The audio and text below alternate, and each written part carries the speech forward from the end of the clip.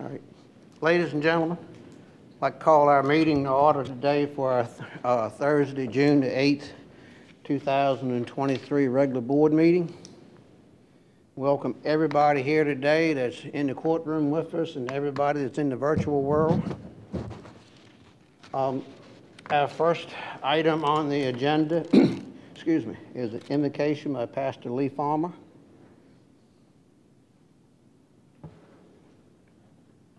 Thank you for the opportunity to offer a prayer on your behalf.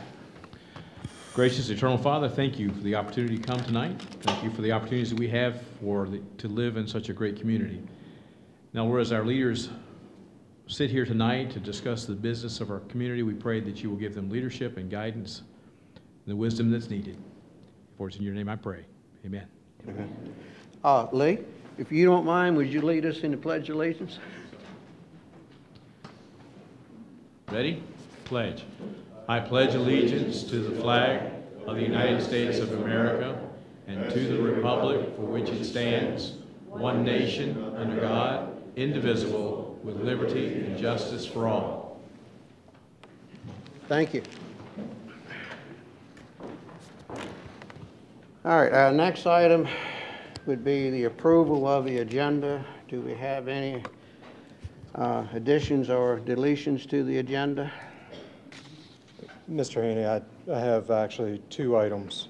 If we could move the equipment lease purchase financing for the emergency radio system to the first part of the presentations.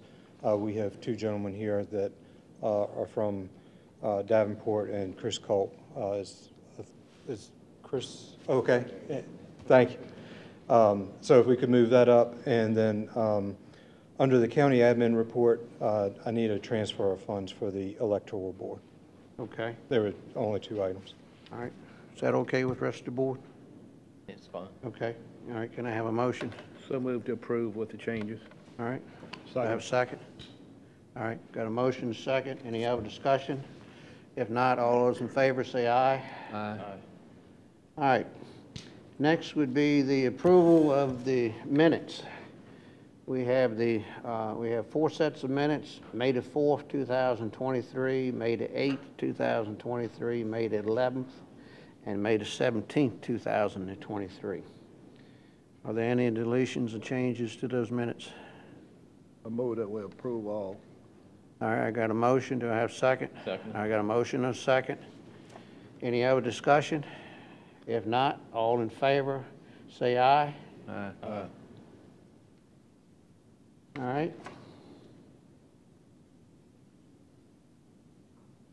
All right, our next would be our presentations. Next would be an update from Virginia Department of Transportation. Mr. Beal? Richard, moving up. Wait a minute, that's right, I'm sorry. Moving it up. I'm sorry, Luttrell. I got ahead of myself.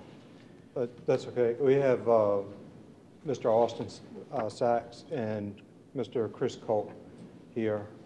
It related to the resolution authorizing the county to enter into a lease purchase financing for the emergency communication system.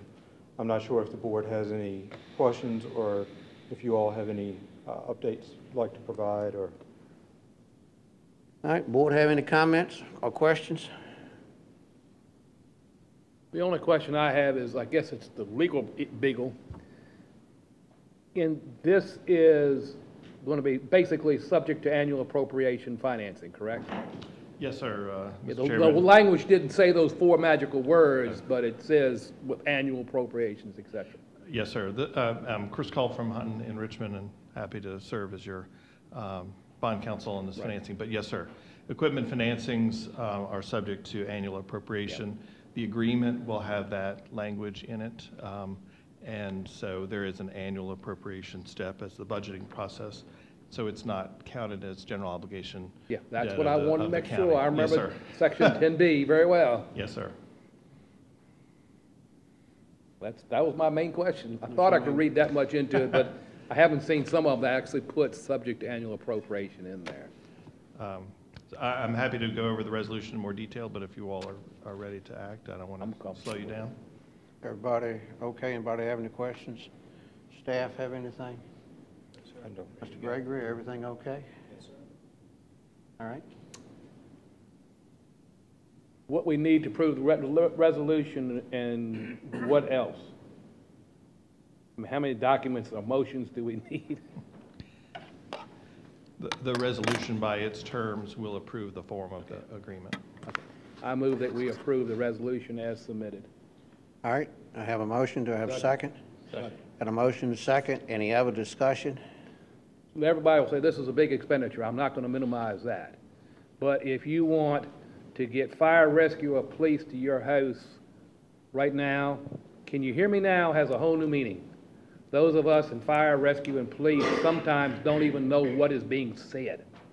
And we've received information from our communications supervisor over at the sheriff's office. If you don't hear, call on the phone.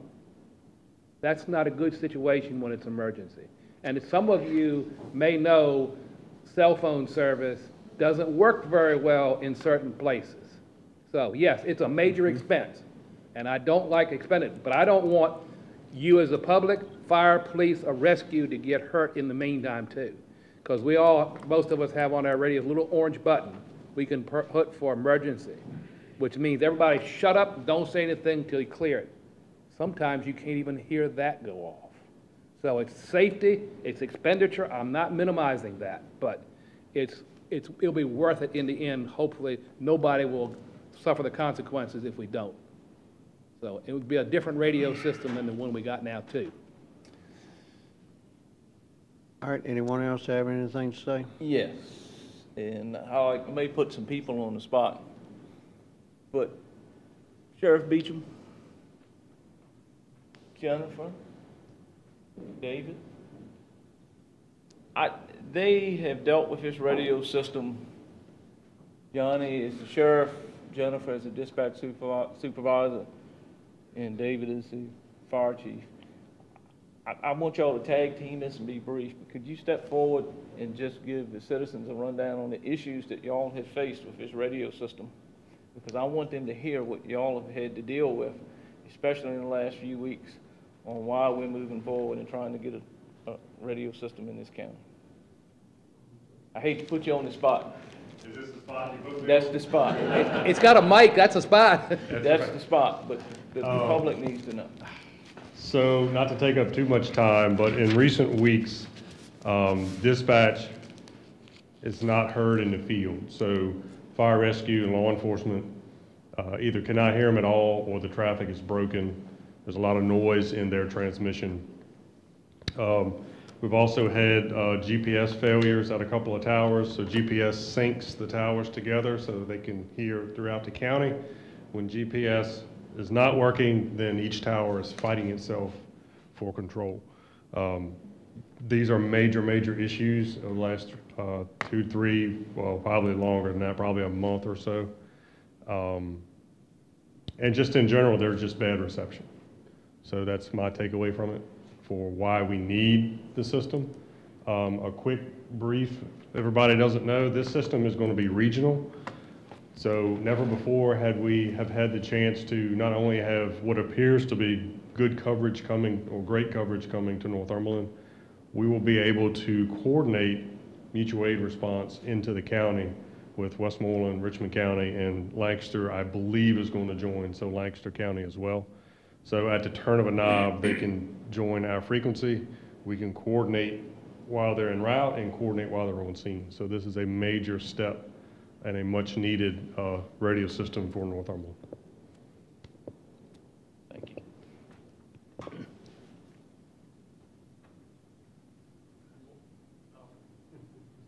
Let's hear the fire side.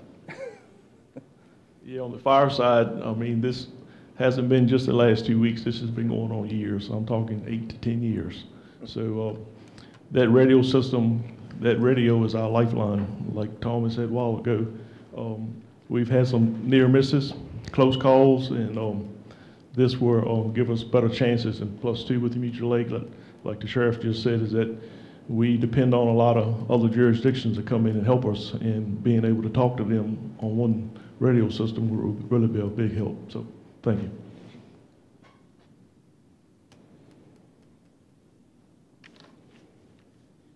As Sheriff Beecham said, we've been dealing with this I would say mid-April is when I started emailing the board members, along with contacting radio communications pretty much on a daily basis.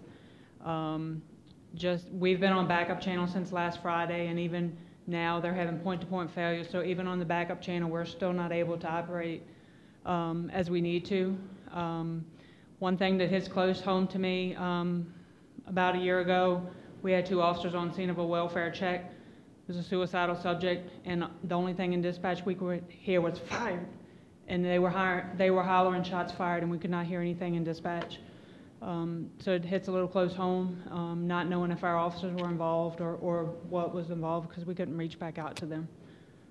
And you know, as Tommy said, we've been contacting them pretty much on a daily basis. Thank you.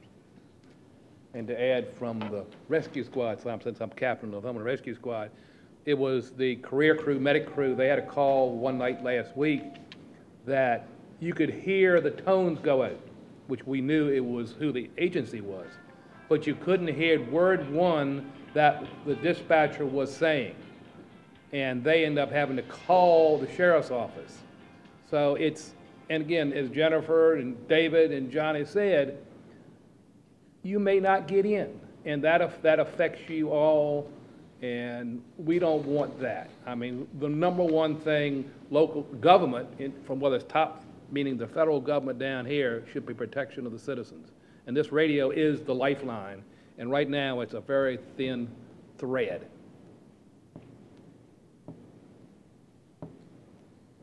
Well, I will agree with all the comments because I see the texts and the emails of the radio service being down. It's down sometimes every day. There's a new call, sometimes twice a day.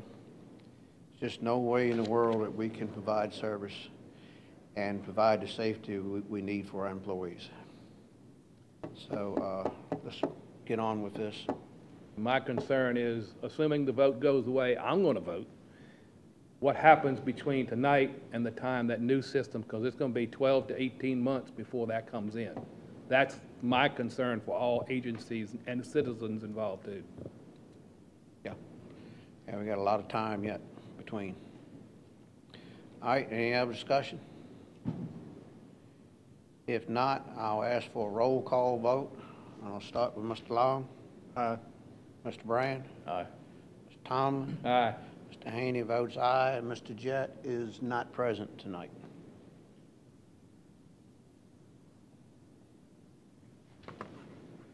Tadlock, you have anything else you want to do, or we get back on our regular schedule? No, we can get back on our regular schedule. I appreciate Mr. Culp and Mr. Sachs for coming tonight, Yep. and appreciate all y'all's help as well, and as well as Mr. Thank you. Braver's help. Thank you all gentlemen for coming. Thank you for all the information and all the help that you've done so far, and look forward to working with y'all. Yes, sir. Thank you. Thank you. And Mr. Chairman, just to close the loop on that, now that you all have approved the resolution, the next steps in the process will be the contract with L3Harris to acquire the equipment necessary for the system, and then a resolution to join the Middle Peninsula and Northern Neck regional radio system, which will be coming to you probably next month. Okay. All right. Thank you, Mr. Gregory. Yes, sir. All right. Now let's get back on our our regular schedule. Update from Virginia Department of Transportation, and that's Mr. David Beal.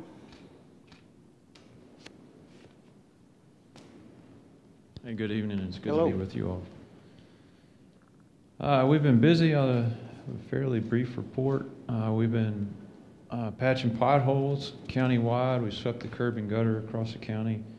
We cleaned pipes, maintained signs. Our pipe replacement on 200 is ongoing. They have pushed the pipe underneath the road, and they're working to tie the stream in on either end, so the hard part is over. I expect they'll be out of there in the next week or so. We've been cleaning ditches on Shiloh School Road and Hampton Hall. We've patched asphalt on Fruit Plain, Valley, and John Deere Road. We've repaired shoulders on Ridge Road and Laurel Ridge Road. And we've been mowing sight distance at intersections countywide and cutting brush on Gardy's Mill. We'll continue to finish up the jack and bore on 200, continue to work throughout the county on cleaning ditches, patching potholes, repairing signs, cleaning pipes, cutting brush, trimming trees, and the mowing countywide started today. They started up in the Callio area on the secondary routes. The surface treatment schedule has been under construction for a few weeks. I expect they'll continue to work on that list of routes through the end of the month at least before they finish. The plant mix work will be done later this summer. The one project there on the structure and bridge portion, Route 601, that scour repair has been on my list for a while. It is moving again. I expect it to go to add this winter. But that's everything I have on my report. I'm happy to take anything that you all have for me. All right, any board members have any? Yes. Sorry for you to drag the ditches on Light Street, right? Okay, the other thing, the rumble strips. When will you get to the ones here in? The rumble strips? Uh-huh. We're putting rumble strips on all the primary routes. Okay. The last meeting, I thought we asked you to put them all the way across. Oh, you're talking about the ones in Heathville? Right. I'll double check on those. Okay. Also, I thought it was two. One beyond the convenience store and one back by the library. But we don't have a one. We don't have, I thought it was, we'd have them down by the library. And then when you make that turn, we'd have a couple, some more rumble strips. Wasn't that in the plan? No, we only talked about putting them there at the library for the westbound traffic. We weren't going to put two sets in. Yeah, I thought we mentioned two sets, and I thought it was agreed on. I mean, when you say at the convenience store, you want another set down by the food line? Where do you want the other set? I was thinking about a set right when you make the turn by the convenience store, right into the turn, once you make that turn. So I think if we put a set there, by the time you run over those, it'd be too late. You'd either already be through the curve. Would you move them back then? But typically, we put a rumble strip where there's a sign. So the logic is that you hit the rumble strip and you start paying attention, you look up and you see a sign that tells you what to do. And so we like to put them further back where the sign is to warn you that the curve is coming. Okay. But you will take care of those, the ones by the library, right? Yeah, we were going to look back at those. I think there's a new standard. They split them so motorcycle traffic can go through the middle of them without running over them. But I think the way they're situated there, they're easy to miss. So we're going to double check that. You know, yeah, like we like to have the ones like Good Luck Road. You know, they have them all the way across. Yeah, they have two of them there. They have That's two not of a them. single. Right. It's exactly the way I'm used to seeing them, is two of them. Right. Mm-hmm. And they were all the way across the road, not the split like they had by the speed sign, basically. A lot of people Right. thought that was slow down, a warning sign for dropping your speed from 35 to 25.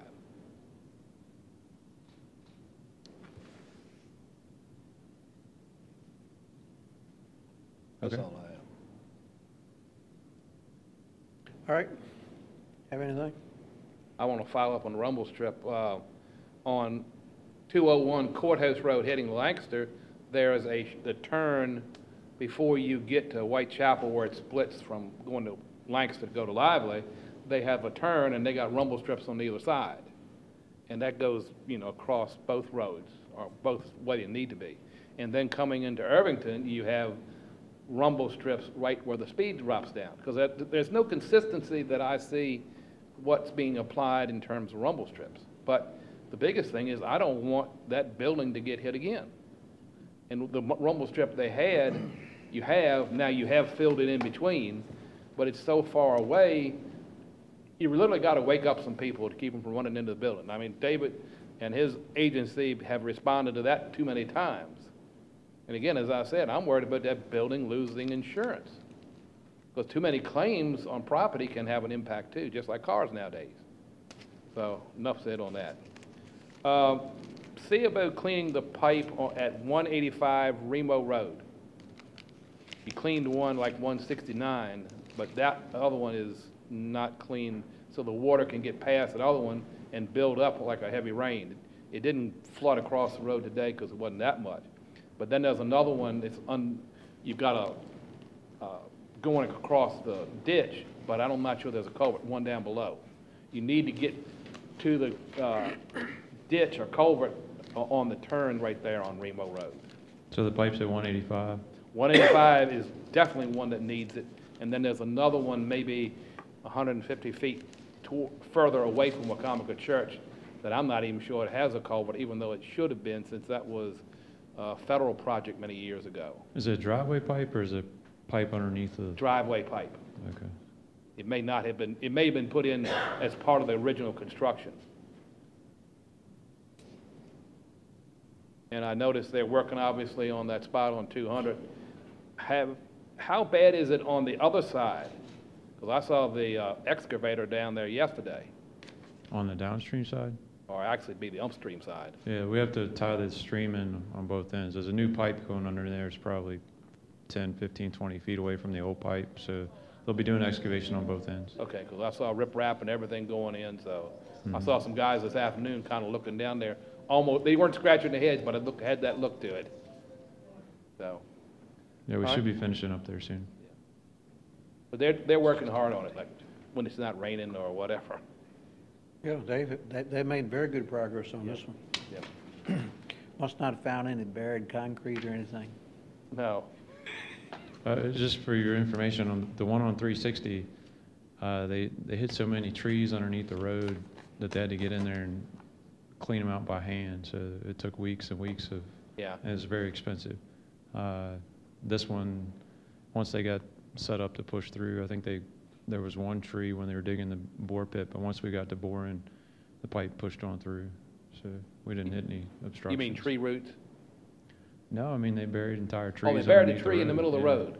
Yeah. That's smart. So that's how we did it. Yeah, 60 years ago or whenever it was. Yeah, but that's not good, Phil. I know, but that's what you used to use for fill. They Get used a big enough anything tree, they you're gonna had. have a big void in there. Yep. Well, apparently they don't rot because we couldn't bore through them. Yeah. I guarantee you wood that gets ground is gonna rot. It may take a while. As long as it doesn't get air and stays wet, it'll stay there. There's anaerobic digestion too. Everything else? No, that's enough. All right. Mr. Beal, I don't have anything, and I thank you very much for your time and all. Thank you all. All right, thank you. Next is an update from Northumberland County Schools.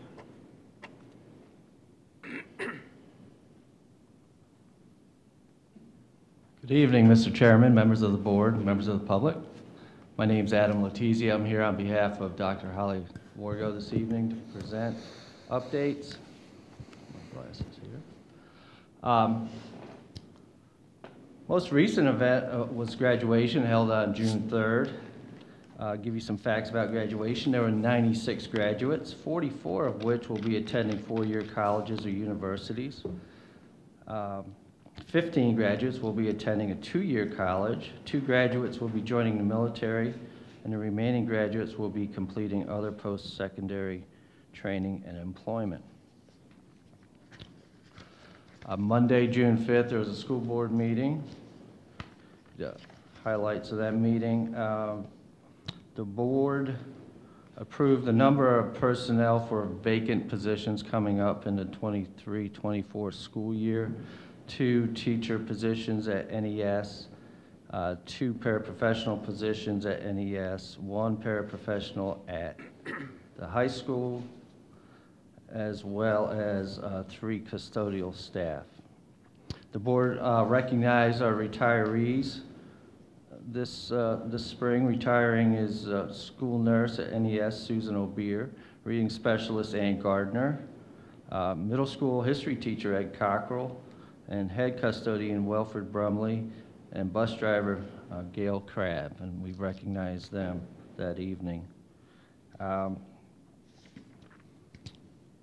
We wrapped up the meeting. There were board comments by Mrs. Dano Beer, reported on ceremony at Northern Neck Technical Center, who had their biggest class ever with 138 students completing their certificate programs throughout the region, as well as updates on some skill events this summer.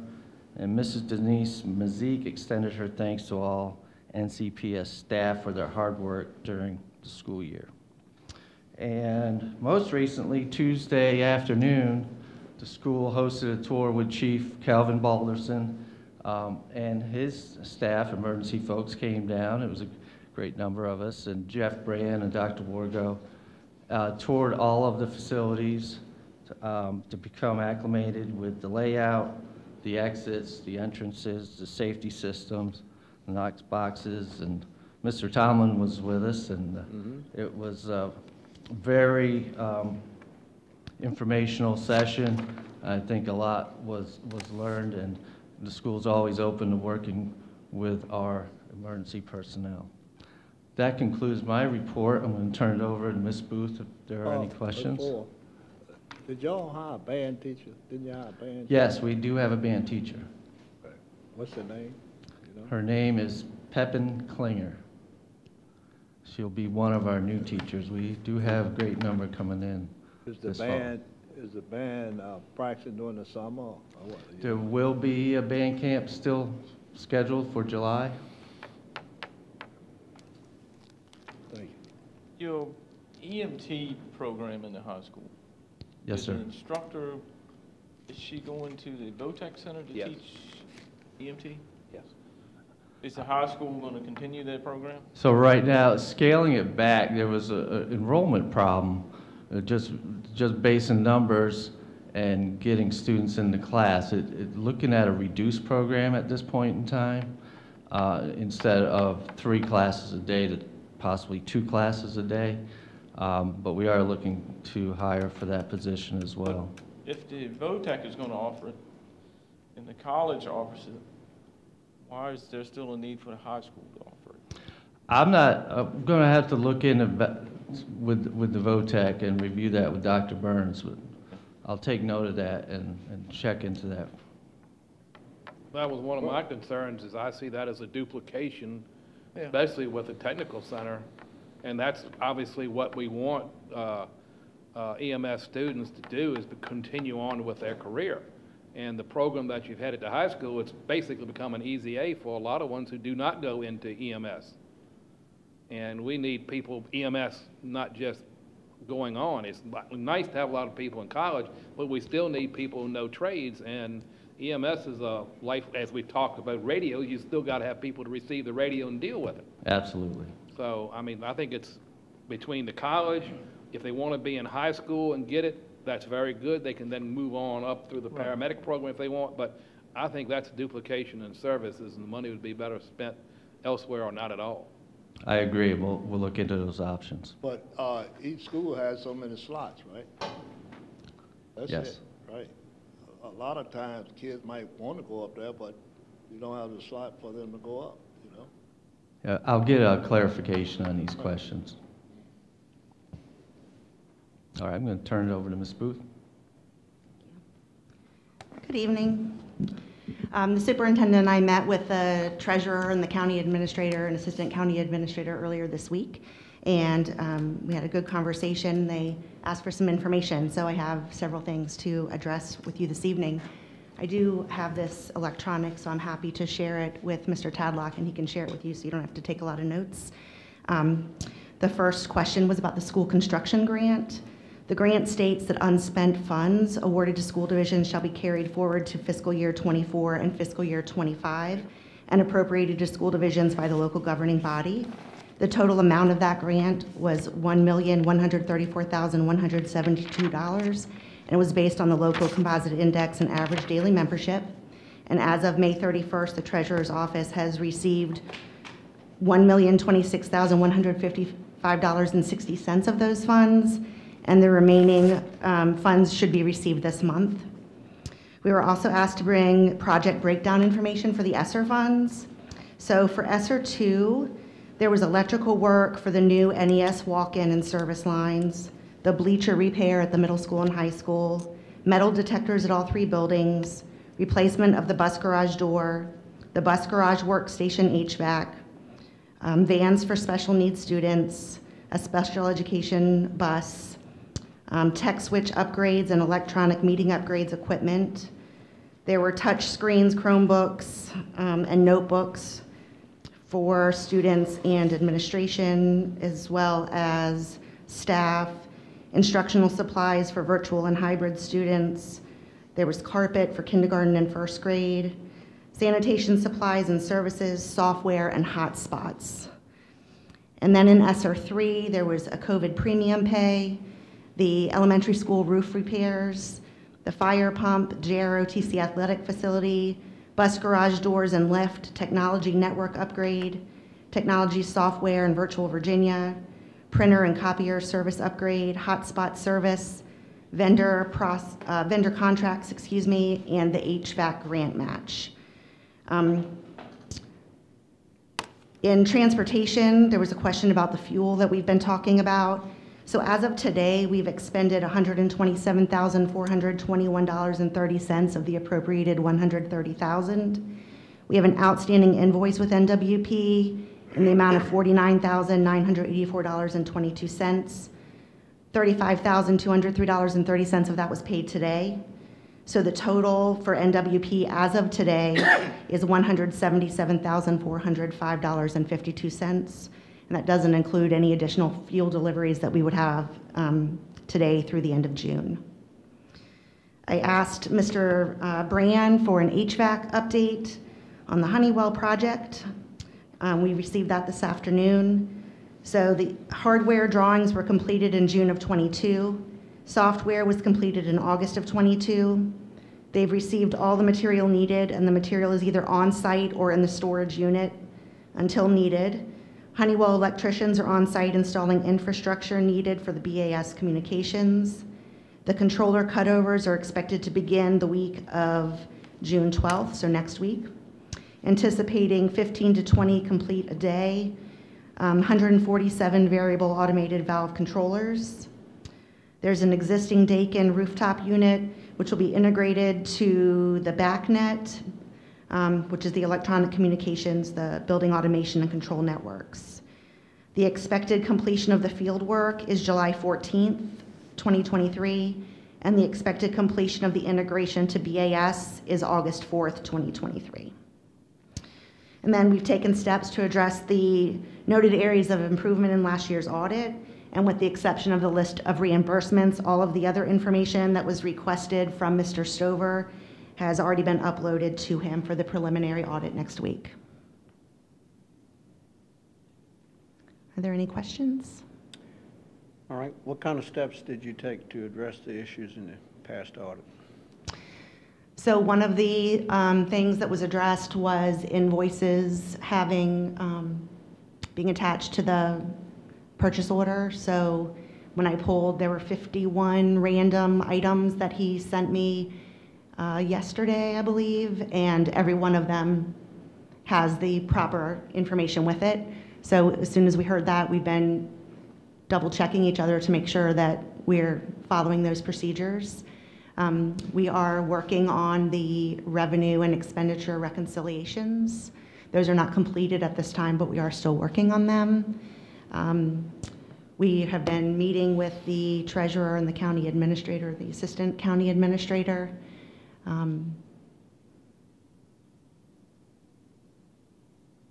We have been reimbursing for all of the title funds as well as ESSER funds. I believe in the last month to 6 weeks, we've received just about $1 million reimbursed in the ESSER funds. I don't know what that number is for title, but we are still actively reimbursing. We're working on one that'll be about $200,000 that I expect to be in tomorrow or Monday.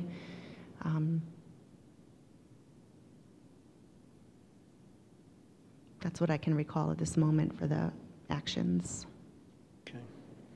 All right. How far behind are you on getting all of your accounting up to date? So that might be kind of a tricky question.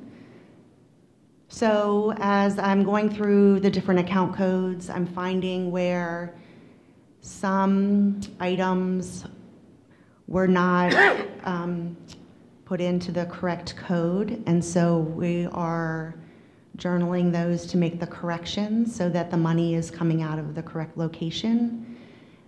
There were some account codes for some of the ESSER funds that appear to have not previously been created, so we're working on creating that. This point I was kind of holding off to see if we were appropriated the money so that I could add those appropriations in, because we don't have that in there for everything at this time. You know, we're working diligently to get it corrected, and we're hoping for a fresh start with the new fiscal year. All right, are you 1 month, 2 months behind? Well, I wish there were an extra couple weeks in June. I can understand that. Are you going to be able to get it ready on time? I beg your pardon? Are you going to be able to get it ready on time? I hope so.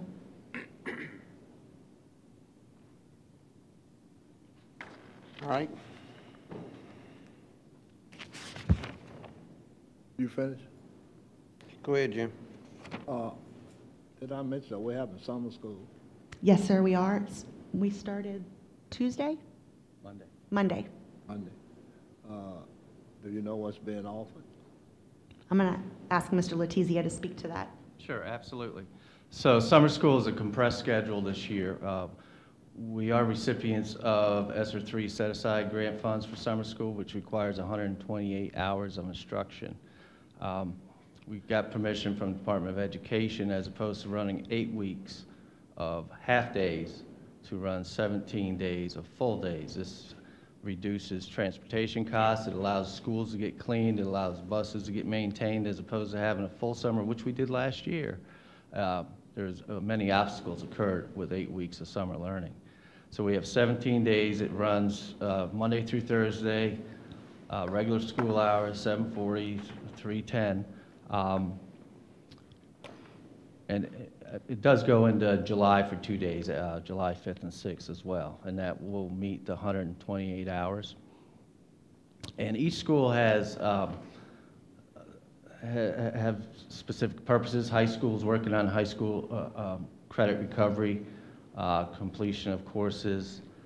Middle school is focusing on not only remediation for students who struggled with SOL testing, but also integrating time during the day, because it is a longer day. So the principals have planned for the summer school to look much like the regular school year. Okay. Dropouts. Did we have many dropouts? Not many. I can get the exact number, but it's going to be a very small number. Okay. That's all I have. All right, thank you. Mr. Brand? So the ESSER funds cover the cost of summer school? No, not the complete cost. Okay. Okay, so the money that it does cover, and there's a savings, where's that going? So it doesn't supplant any of the funds that the local budget supports. I believe our current, there were $90,000 something dollars, and in addition to that, some of the ESSER 3 money are dedicated to this summer. Something like that. One other thing. Did we lose many teachers this year? Yes, we have had a number of resignations. Folks, for whatever reason, moving on. I would say in the past 3 months, a good rough number would be 15 or more. We're fortunate. We have had a number of folks come to us from neighboring counties. I won't specify which, but at this point in time, we're down to 2 school counselors, which we're interviewing for right currently, an English teacher in the high school, and we just finished completing elementary and middle, so they're in good shape. Okay, thank you. I don't have anything else. Stone? You said there have been some problems with the account codes. Is there any definition of what the account codes are supposed to go in there? Yes, sir. I mean, that seems very simple. I understand, like, doctor's offices, they have to have their coding too. But that should have been, to my opinion, pretty rock solid over years past. I know you came in the past middle stream or beyond, but it seems like to me that should have been pretty rock solid. If you have a question, you ask somebody. But anyway, certainly shouldn't be in the situation y'all are in now. And the other thing is the reimbursements. What was the problem in getting reimbursements? Most people are very happy to get reimbursements. I know I am. I don't have a really good answer for that. I didn't think anybody did. I think that there was a lot of transition, and it was an oversight, I guess, until the audit came out, and then the realization was that it just hadn't been done. So we've been working on it since then. For what purposes do you understand the school construction entitlement program funds can be used for? It has a much wider variety. I have that pulled up. Cannot be roads. Athletic equipment, I think. Correct. Or athletic fields or whatever. Right, nothing with athletics, no after-school activity type things, but it has a very broad range. I do have that on my desk, and I am happy to share it with you. If you still have the packet that Dr. Wargo shared at the November 2nd meeting with you all, it is in there with all the details of what it can be used for. So it can be used for buildings, but it can also be used for equipment. That is and correct. Furniture and chairs and stuff like that. Yes, Playground equipment and things like that. yes. Okay, that's all I got. All right. How many other county students do we have attending in our past year? Or did we have attending in our past year? I don't have that number off the top of my head, but we could. All right, can you get that? And what is the cost per child? I can't think of it off the top of my head, but it is on our website, and I'm happy to send that to you tomorrow. All right, that'll be fine. And would you send the other information to Luttrell too? Absolutely, I'd be please, glad to. so he can get that to us? Yes, sir. And Oda County students, do they pay any tuition or supplement or anything, or are they just accepted gratis? Do you know that? I do not. I don't know the answer. We'll find out and let you know.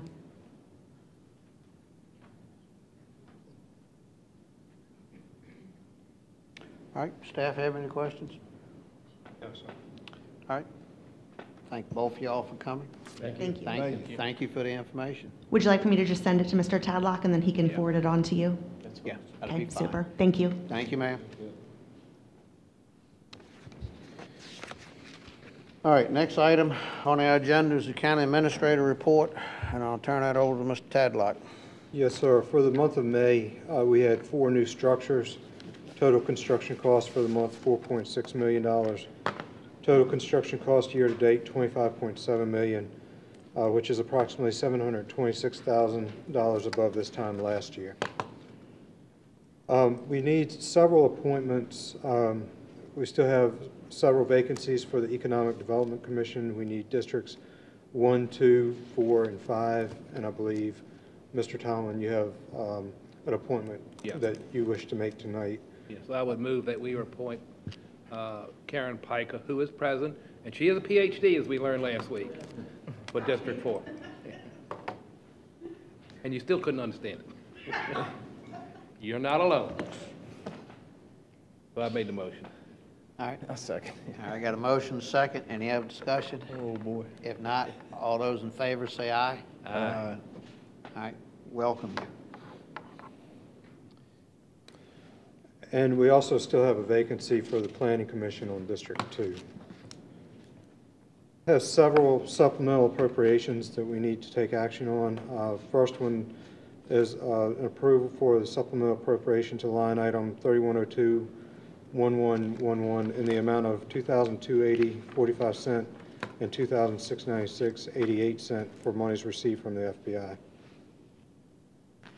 So moved. Second. All right, got a motion second. Any other discussion? If not, all those in favor say aye. Aye. Next one is a supplemental appropriation to line item 3102-5503 in the amount of $395.96 for a conference reimbursement. So moved. Second. All right, got a motion second. Any other discussion?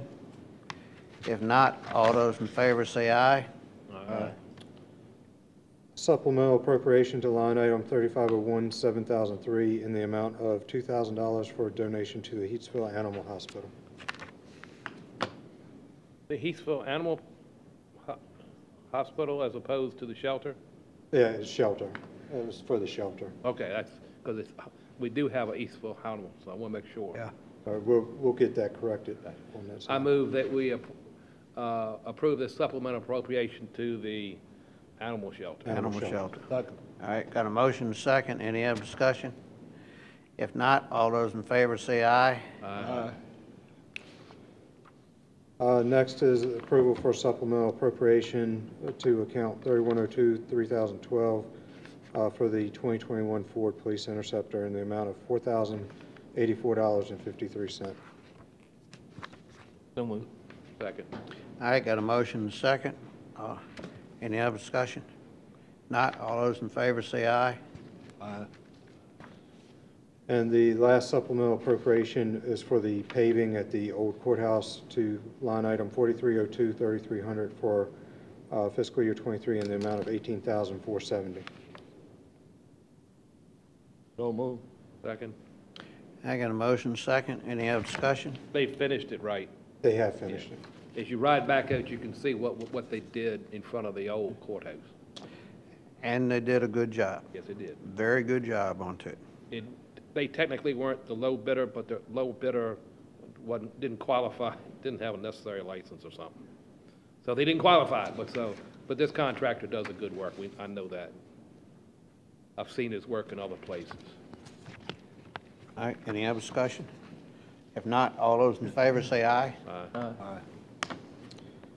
Next item I have is that the Northern Neck Regional Jail met yesterday, and they needed an amendment to their budget in the amount of $1,300,000. And the need is for the request is called for the overall increase in supplies to laundry, janitorial, linens, inmate clothing, repair and maintenance supplies, computer and software supplies, food service, heating service, fuel costs, salaries, wage, overtime, and medical and laboratory supplies. And there is no cost to the locality. Move to approve. Got a motion? Do I have a second? Why was this, was this just an overlook on their part? Or what? No, I think it's just the rising cost with a lot of things that were going on. Well, I understand rising costs, but you don't miss 1.3 million, I would hope. Well, I think one of the major aspects of it was a medical with Anthem, which was pretty costly. So What with them? how costly? What was it that would run it up so much? I can get some additional information for you all. Well, it's not costing us anything, is it?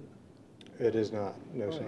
I don't care whether it's costing us or not, it's costing somebody somewhere. What's the problem? I mean, It cost- if they need it, they need it. Oh, I understand they may need it, but to miss $1.3 million from Well, those things happen, you can do it too. not on a budget that small. Right. I'd like some more disagree. information before I can vote. disagree. I would too. I disagree. We've got a motion on Right. the table, though. Got a motion on the All table. right, we got a motion on the floor. I do not have a Right. second yet. You don't need a second. Right. I know I don't need a second. All right, since I don't have a second, any discussion? on the motion? I'm going to vote against it, not because I'm necessarily not opposed to an increase, but I want to know more specifics of why. All right. I agree with you 100% on that. We should be updated with all information coming back from that meeting. I don't think they had to do that in the Need past. some documentation to support it. I don't think they had to do it in the past. I don't know. We've why never they had a got budget, it. Right. budget. Never had a amendment. budget increase before. Well, I can't. And we do need updates from those meetings. That's We're your- demanding it of the schools. I'm not that's going to your do any different to opinion, them. So let's go ahead and vote. That's your opinion. All right, any other discussion? If not, all those in favor say aye. Aye. All those against? Nay. Nay. Motion does not pass. Mr. Tadlock, will you be so kind to get the information? Yes, sir. And we can look at that at our next work session we're going to have. Next item I have is the undesignated fund balance policy. Staff is continuing to work with Davenport on that matter, and we'll get that to you once we get that finalized. And I asked you the question, I've sent the information to the board members and yourselves. If we went to twice a year billing, ask Davenport, what would the percentage be? Would it still need to be 20 or could it be dropped down? We can get that additional information from Because them. if you're doing twice a year billing, you don't need as much undesignated, basically, an undesignated general fund balance is your cash flow, because only getting money once a year, for those who get paid once a month, you try to figure you got to go the whole month, now try a whole year. And a twice a year billing could possibly less you'd have to have in the bank. If we did it, it'd be a one-time windfall, you got to know how to deal with that, et cetera, but it also wouldn't have one big bite at Christmas time too. So it's a possibility, but you can find out from them, could the undesignated fund percentage balance be dropped?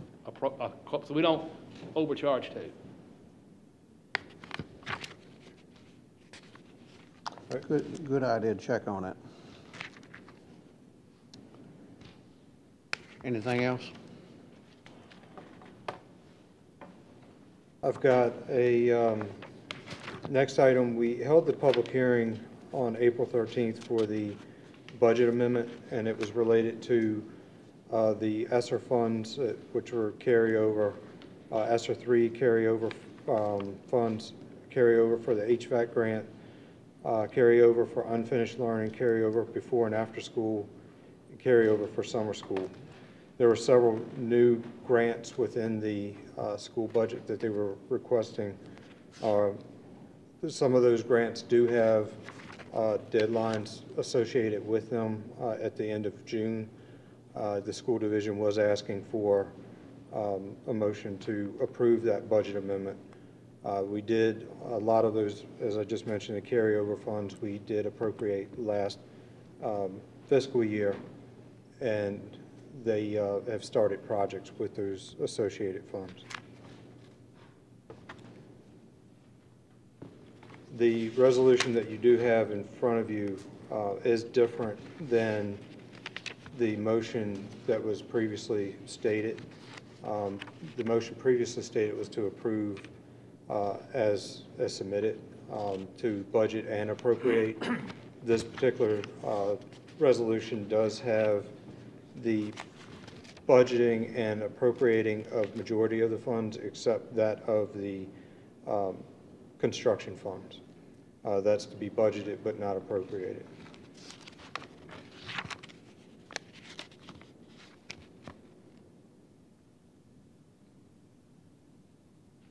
So the resolution would then delete the school construction funds? It would be budgeted. As far as an appropriation? As far as an appropriation, those funds would not be appropriated.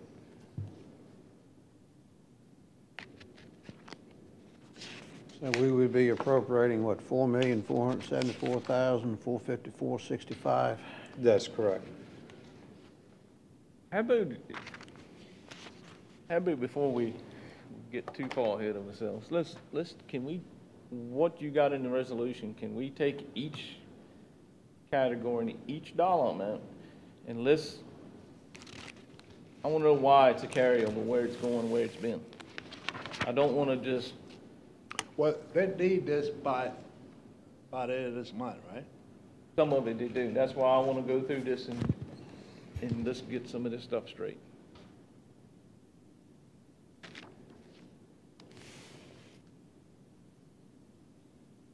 I mean, you got $849,000 from the ESSER fund, the ESSER 2 funds, and that's a carryover. What is the carryover from? Didn't Tara said she had a breakdown on that she was going to email to you? That was some of the information that she had provided earlier. All right, so they just provided it, and we were not given access to it yet. That's But they want us to approve this, so why don't we wait until we get the information, and then we can approve it. We're going to have some meetings Well, they need this by next the week. end of June now, right? Yeah. Some of the grants do expire at the What is- The ones end that of June. need to be approved by June, we need to go ahead and hear these while we can vote on them. But let's I mean, these people need these things. Right. Right, Let's separate the grant funds from the Separate it federal out. funds. right. If it's a grant, and this grant has nothing to do with these ESSER funds or the federal funds, and it's got something to do with a program that they're gonna be doing this summer, we need to get on board with that. That's a grant. That's has nothing to do with these federal funds. But I wanna break each dollar amount down, and I wanna hear about the carryover. You know, I've seen an HVAC carryover 2 or 3 times now. Is this the same HVAC system that we're talking about, or is this something different? All right. In your paperwork, Mr. Brand, there were some, there's one letter on March 14th about some grants. I would like to see us break it out and vote on it on grants, and then the rest of it, break it down a little bit more.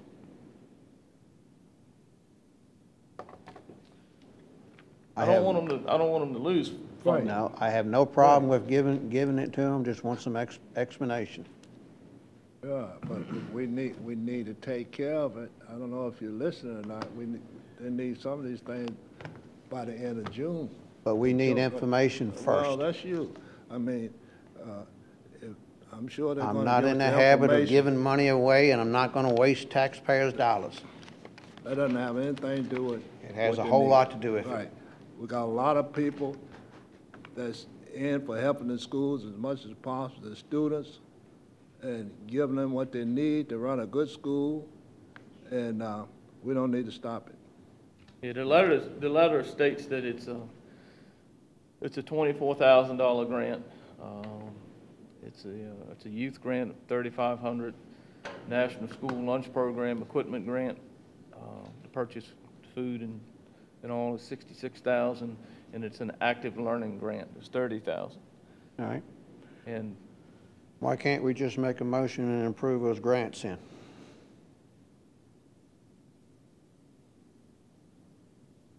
I'm fine with that. All right, you want And to that make a includes motion? the HVAC grant too? That's number 3, I was 240,000. looking at the letter that come to us on Letter on March 14th. 14th. Okay. Right. That's what I'm looking at right this minute, but I'll look at the rest of it too. Mr. Chairman, before you all vote on that, Yes. and break it up like that, let's see if we can get some additional information before you break that out, because depending on how that vote would go, you may not have enough time to re-advertise and have another public hearing on a budget amendment. So we'll check with the school division, see if we can get some additional information on that before you vote on it. Yeah, every item you have here, like the first one, 849,688, what would that provide? And go down that whole way so you have an idea. So like the ESSER 2 funds, the way it's in the resolution now, total is $849,688.61. Part of that is going to instruction, line item 6100, which is $442,285. So you're asking for additional breakdown of those Breakdown funds. so we know 1, 2, 3 equals 849,000. And then the pandemic bonus, is that another bonus again? That is the one that they've already provided. Have they already received it? I can check to see if that's a reimbursement that they've already received. And for the new construction funds, you know, I think we need to have a discussion in regards to that amount, that 1 million, 1.1 million,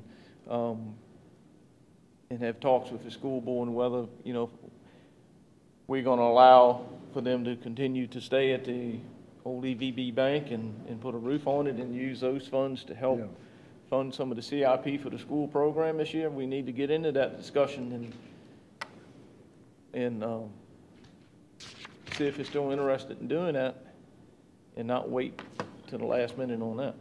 We don't need to lose that money if it can be used. That one carries over. Okay.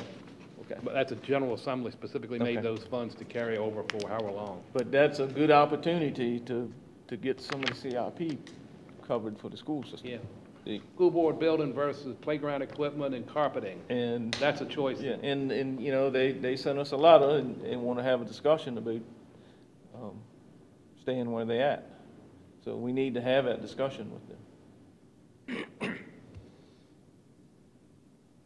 Maybe a good idea to have Tara Booth at our next board meeting so she can give us some answers, and Dr. Walgrove.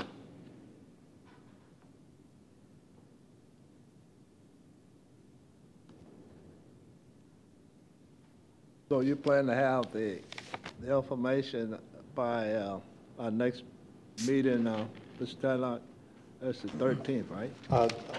I'll reach out to the school division, see if we can get that information by then. We haven't decided on anything beyond. No, we that. haven't decided on any other board They meeting were dates. suggested. Suggested dates. And I can't do the 13th. Can't do the 13th. Well, we can, 15th? I can do any other day that week, but just not that one. we can, 15th? Do we meet again on the 15th? We can do that. we got to set some work dates as soon as Mr. Tadlock gets ready to do that. All right, any other questions on that? Or comments? Mr. Tadlock, you know The what we only want? comment I'd have, Mr. Chairman, is these funds are not local tax dollars, but they're still taxpayer dollars. Right, I want to still emphasize taxpayer that. funds. It's federal funds that grandchildren and great-grandchildren will be paying for. So, but again, just to emphasize, it's not your real estate, personal property taxes, but it's still taxpayer dollars. It's your federal tax dollars at Yes. work. Yeah. Mr. Tadlock, you have all the information you need? Yes, sir, we'll reach out and get some additional information on that.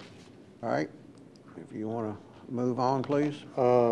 Next item is we were asked to get additional information on the school efficiency review program. That is coordinated by the State Department of Planning and Budget, and we found out that unfortunately they no longer do that program. So just wanted to provide that update to you all.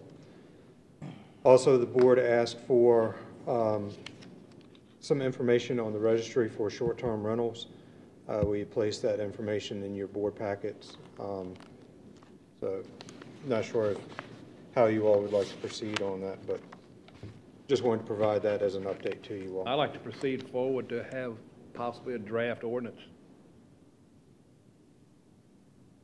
and what we need to move forward. Because as good old Bruce said, somebody getting maybe $400 a day, there's possibly a way to capture some tax revenue without putting it on the real estate personal property. Lodging tax or whatever we can get at a different means instead of the blood of the turnip for the real estate and personal property. And as Mr. Craig said, they're making some money too. Nice monies. All right, pleasure of the board. That's my pleasure. Yeah. To That's move a forward. motion? That's your motion? Yeah, to move forward. All right, do we have a second? Second. All right, we got a motion and a second. Any other discussion? If not, all those in favor say aye. Aye. Next item, I just wanted to give the board an update on the EVB roof. Roof bid is due June 26, and we did have a pre-bid meeting that was held yesterday. So that is proceeding forward. Did you have it on the roof? You had a lot of people up there Yeah, it looking, looked I like can it. tell you. There were a lot of people up there. No, they did have a good turnout, and actually, I believe there was a contractor that couldn't make it yesterday and showed up today. Trying to make it today. I don't know if weather prevented them from coming Yeah. in the middle of the day or not. Yeah, really. Just wanted to update you that the grant that the sheriff's office had sought for the law enforcement equipment grant, we have received that grant, and it was a total of $262,000. So, And that could be a reduction from his budget, too. More grants, Sheriff. Appreciate it. Thank you. Taxpayers do, too. next was an update on audit information request that the board had asked for. Regarding the board's request for staff to work with the auditor related to the scope of services, staff has been working together to come up with ideas to take to the auditors for their consideration.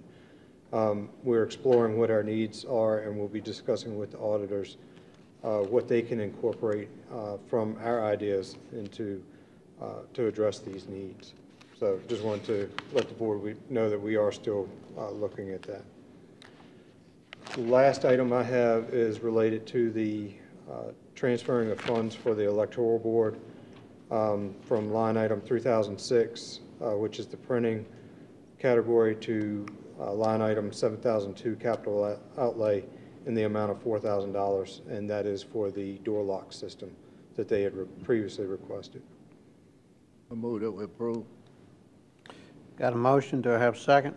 And this is just moving, approving the transfer, not a supplemental appropriation. It's not a supplemental appropriation. They have the monies there, they're just transferring it. You made second. All right, got a motion, second. Any other discussion? If not, all those in favor say aye. Aye.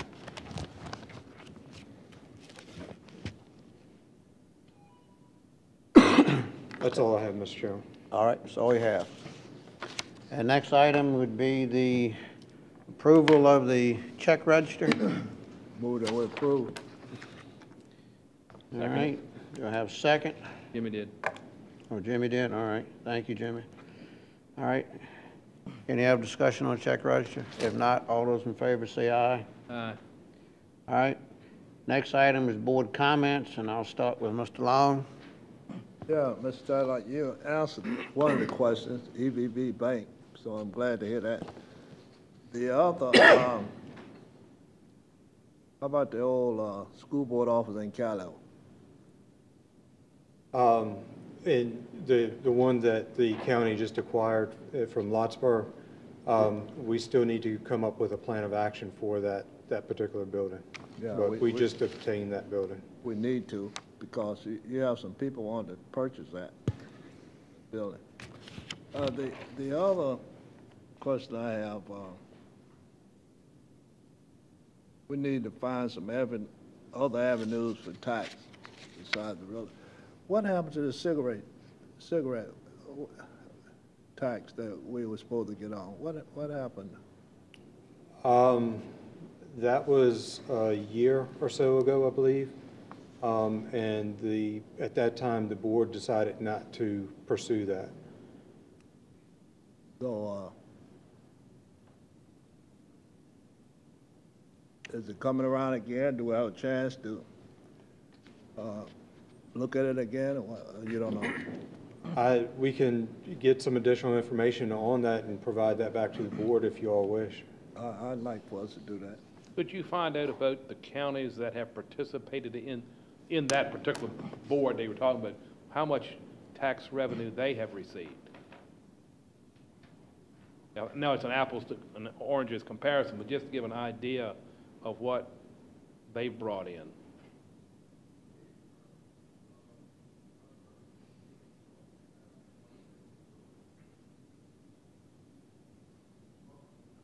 Have anything else, Mr. Long? I don't know if there's any other tax. You know, I hate to see us really go after people you got 57% of the people, maybe a little less, is on Social Security. And we need to find other ways to reduce that real estate. You know, so I don't know what other counties are doing, but it's just something you can check into. You know. That's all I have. All right, Mr. Brand? I hope y'all brought some snacks. It's gonna be lengthy. All right, carry on. All right. I've said enough. You said enough? Well, I guess Oh, you it's- said enough talking. I guess it's my turn tonight. Brought this up a couple times, and I thought we had a motion and we approved on this, but evidently it, not going too far with it. Transparency. I think all department heads should be submitting a monthly report. And I do say all departments and agencies. Highlighting events, progress, and accomplishments, and services provided to the citizens. And they can attach supporting documentation information. Should be attached to it as well. A good example on a good report that we do get is the library. Ms. Blue does a wonderful job in providing us with a report. And at the end of the day, it's their time to shine. We have citizens stand up wanting to know what they get for their tax funds, for their taxes. They need to know. All reports should be formatted in the same way. The county needs to come up with some type of fillable form to make this happen. The public needs to see what we see when we're setting up here.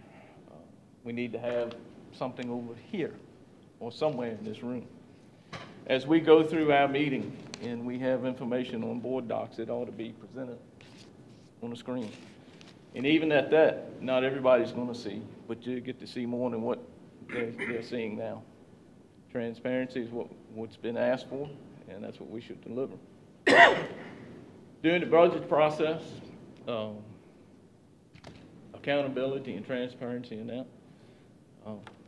You know, in December, all department heads and agencies ought to receive an Excel spreadsheet of their budget.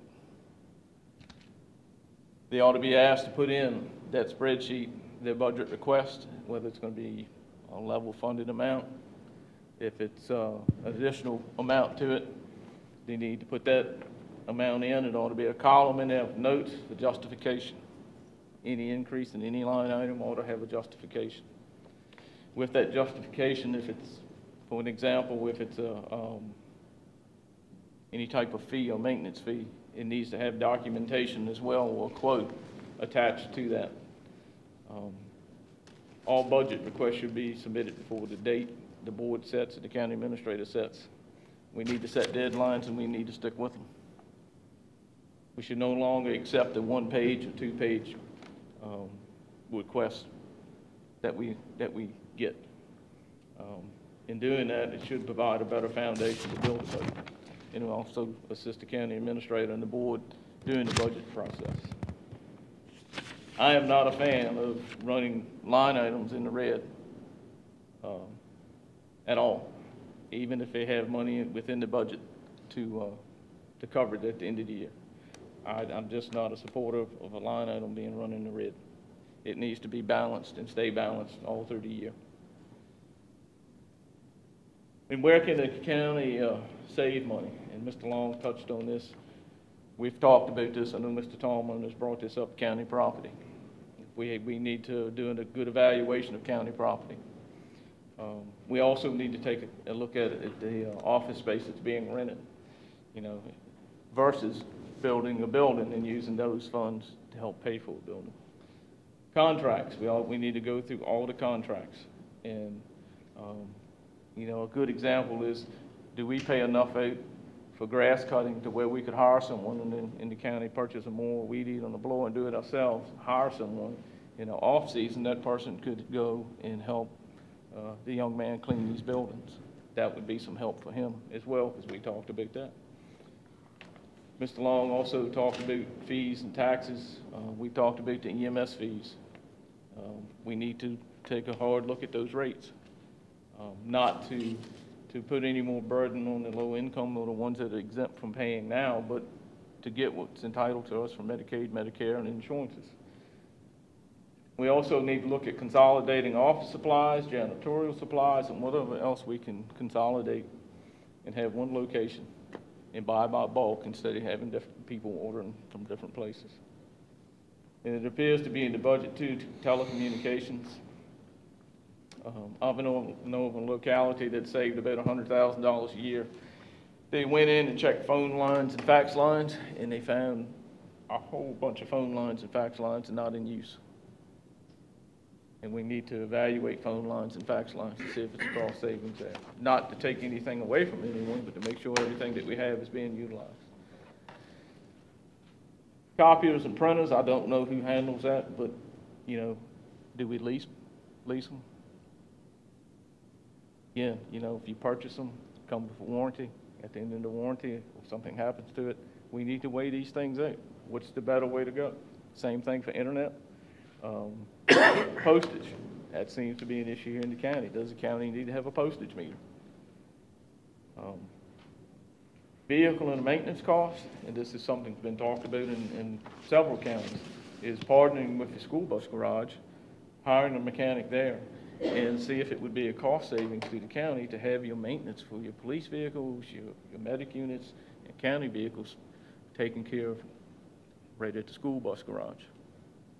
I don't know if the school would be willing to offer up some space, but there may be something for negotiation if we could put an extra person in there to help them. Economic development, we got to focus on things for families. They're talking about the park in Callio. The county needs to be involved in that and to help with that. Water access, I've heard something about kayak and canoe launching. But we need to look at the water access that the county owns and see what can be done with it. There's grants out there. The sheriff has just proved that you can get the grant, $260,000. That's a lot of grant money. We need to be a little more aggressive for the county to go after some more of these grants. For parks, for purchasing medic units, the sheriff's done his part by getting that $262,000. And it's more out there.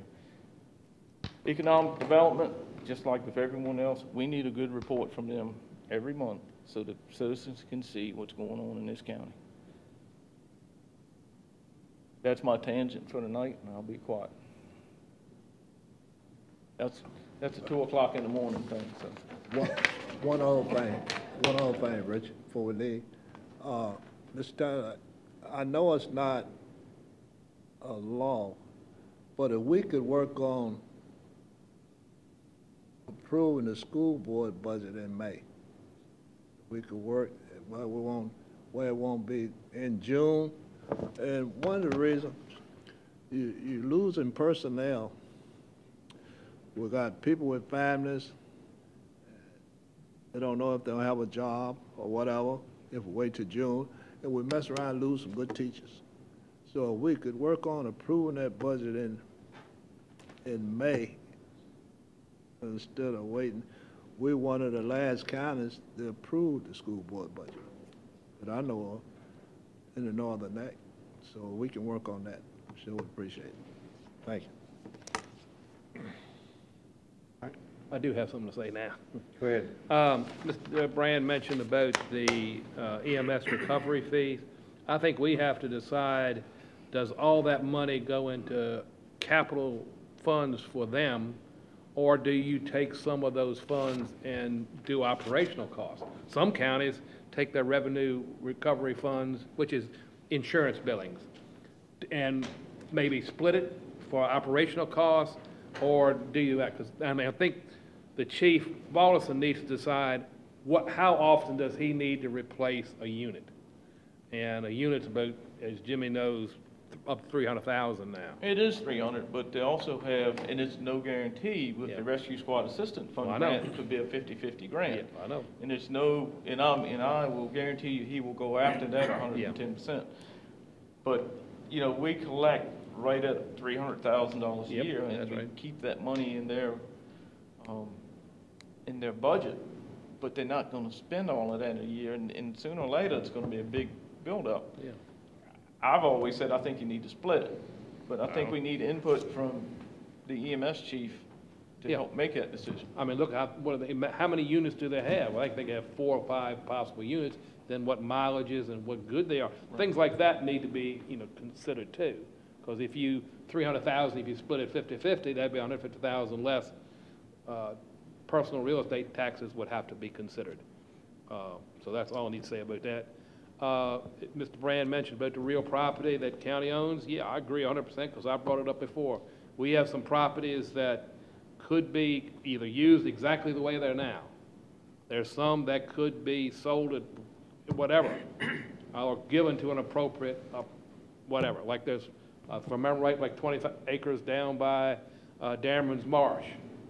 And that was given to us because it wouldn't perk. I'm not sure the county is going to do all, there was some looking at a possible boat ramp possibility, but it was so shallow water, it'd be kayak. You could maybe do a kayak or something with, or give it to Dameron's Marsh, nature preserve type thing. But we got land that is, one, not being used, not getting any tax dollars for it, and it's off the rolls. May not get a whole lot of tax. I think these are the things we have to look at.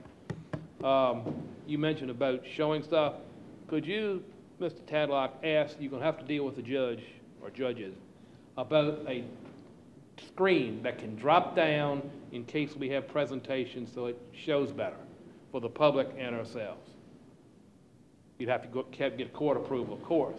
But you can have those ones where you push a button and the screen comes down. When you're through, it can go back up. I think over in Lancaster, they actually have one in the courtroom.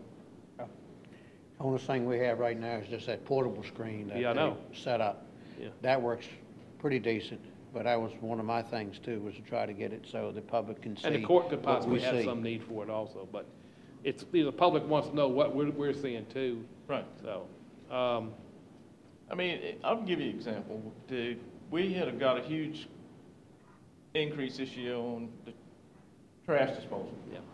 And as we discuss that and go through that, that's a huge increase. Yep. Over $300,000. Public needs to see that. Yeah. They don't just need to hear about it, they need to see it. That went out for bid, and I think, Mr. Tadlock, you got 2 people that bidded on that, and the was company. Just one. Just one. Just one. Captive bid. It's not that we didn't try to rebid it to get a lower cost. We couldn't, nobody else would put a bid in on it, and they went up. So that's some of the things that the citizens need to know.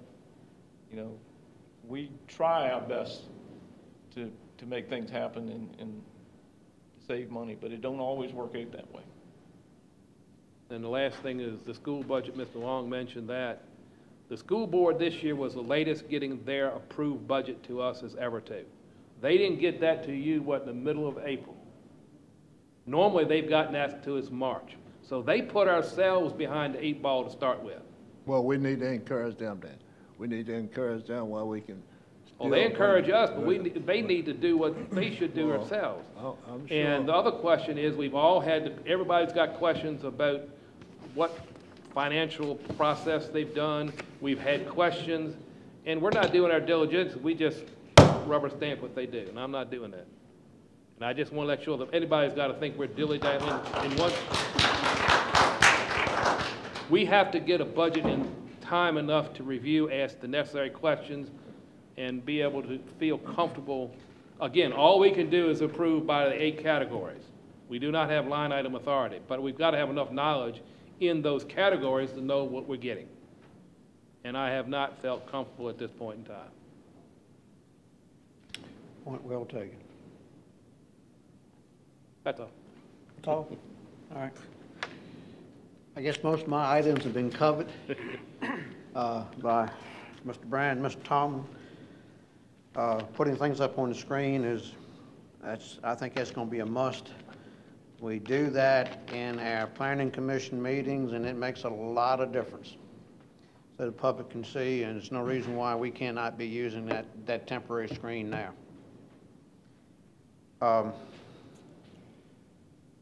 Getting information to us And for us to vote on to, we're supposed to have that within 3 days of a meeting. And it's just difficult when it comes in today to be able to vote on to it, like the information from the school system on their budget request. I mean appropriations. You know, they didn't get it to us on time, so there's no use for us to try to vote on to it. Also, we need to look at all of our county fees as far as what it costs to do a public hearing, as far as the application fee. I know we are behind on that, and that's going to be building permits and everything. Let's see what else I have, if I have anything else. Cigarette tax has been discussed, lodging tax. I know there's another meals tax. I don't know. I hate to tax everybody to death. Cigarette tax, lodging tax may be what we need to follow through with. And that's all I have right now.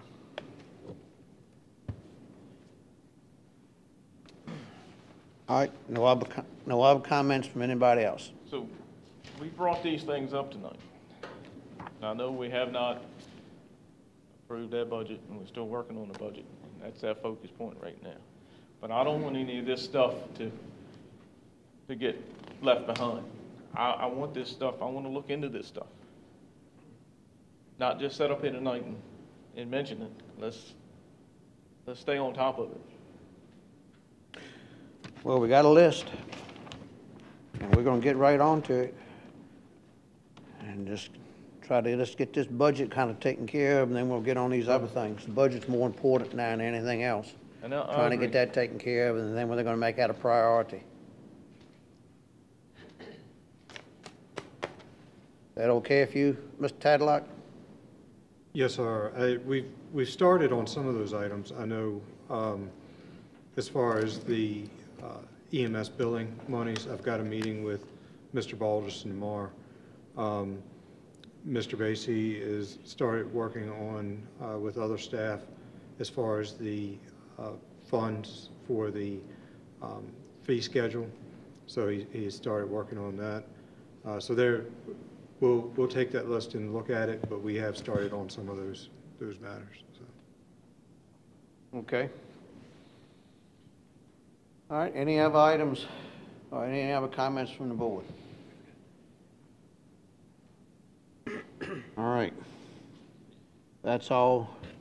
Now, gentlemen, we are supposed to go into a closed meeting, but it's 7 o'clock. I would request we defer so our public can comment in the public hearing. All right, thank you. All right, next item would be public comment period. Do we have a sign-up sheet? Yes, ma'am.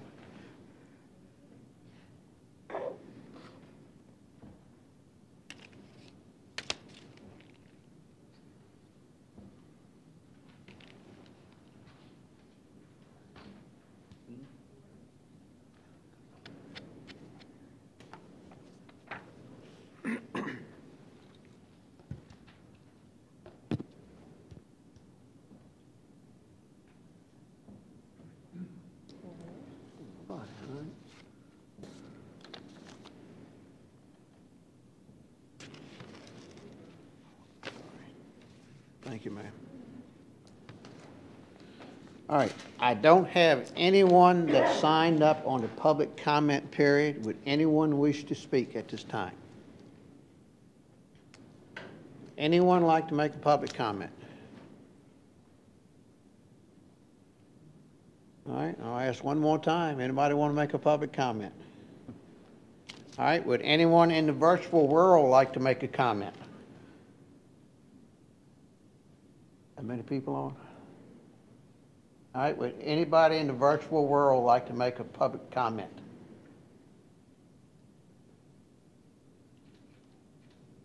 Please raise your hand so we can so we can hear from you.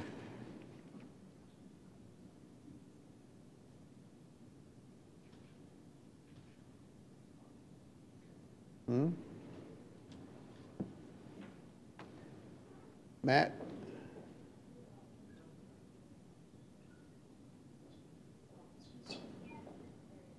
Hello?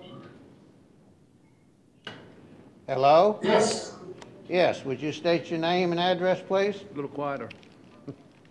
This is James Johnson. I live at 403 Judicetown Road. Can you hear me okay? Yes, sir. Yes, we can, Mr. Johnson. Yes, I just want to ask the board, it's my understanding that the county attorney has twice said that with a changing zoning, grandfathering is not automatic unless suspended in the ordinance itself. And my understanding was the board and the county attorney and the county administration was to look into this specifically on the 10th site on Judicetown Road. And I was wondering if the board had had time to look at this and whether a conditional use permit will be required of that specific site.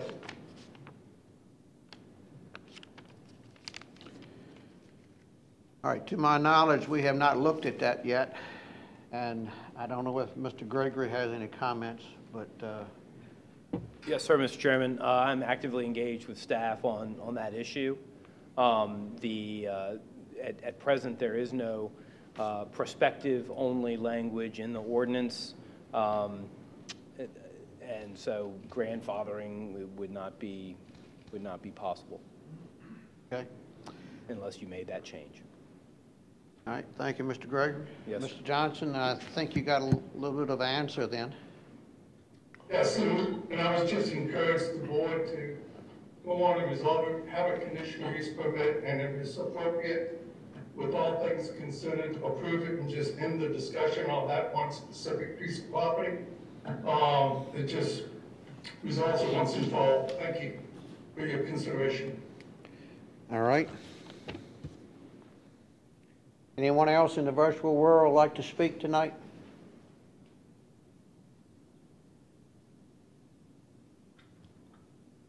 Have anybody else?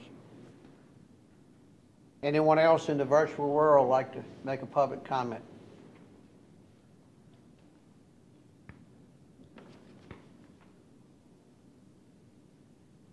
All right, I will close the public comment period.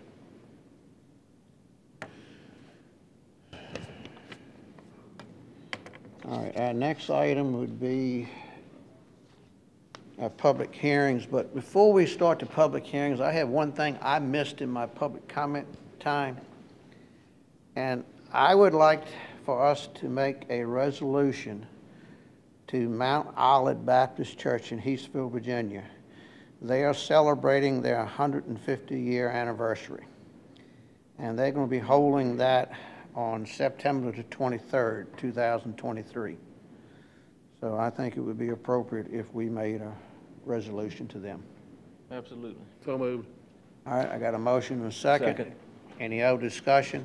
For those you don't know, it's at the intersection of Jesse DuPont and Mount Olive Road, which Yes. then becomes Ball's Neck as you go further down, but Yeah. it's on 200 between Wacomico Church and Kilmarnock. On the left, on top of the hill. Yep, right on top of the hill. All right, no other discussion. All those in favor say aye. Aye. Aye. Thank you all for allowing me to correct that. All right, our first item tonight is we'll open our public hearings. And our first item tonight is a request by Michael S. Chivy. Philip, you have that? Yes, sir. We have a request by Michael S. Savay, owner, for an exception to the Chesapeake Bay Preservation Area Ordinance in order to construct a dwelling Close within enough. the resource protection area on property zoned R3 residential restricted. Property is shown as tax map parcel 45B, double circle 3-17-21, and is located on Lemming Avenue in Fleeting Beach subdivision. I did receive one phone call regarding this request, and I was expecting something in writing, but as of 5 o'clock, I did not receive that. All right. What was the gist of the phone call, man? It appeared to be an objection. They had just gotten home from vacation Tuesday, and had just gotten the notice as an adjoining property owner, but that's as far as we got. Okay. Guess they didn't notice the flags out there. All right, board members have any comments for open public hearing? The only comment I have is this would be an ideal case for that screen to be up there to drop down for the public to see what we're specifically dealing with and the challenges that we're dealing with. Sometimes they say, approving a Chesapeake Bay permit, you're whatever, whatever. But this case, if you could see it, the house as drawn, I think there's, how many square feet, Mr. Howarth, is not in the 50 feet? That's not in the 50 feet? Yeah. Very few. That's exactly right. Most of the lot is in the 100-foot buffer. So The resource protection area buffer. that obviously make challenges what we can do if we don't do, and the costs we might have. Yeah, it's not much room there. Yeah, that's why the public could see what we're dealing with. Yeah, public would really like to look at this one. Yeah, because they may read, the county did X, Y, and Z, but they may not see why. All right, any other comments? If not, I will open the public hearing. Only person I have on the sign-up sheet is Jeff Hollowith. Howarth. Hollowith, yeah. Jeff, you want to come on up, sir? Yes, sir.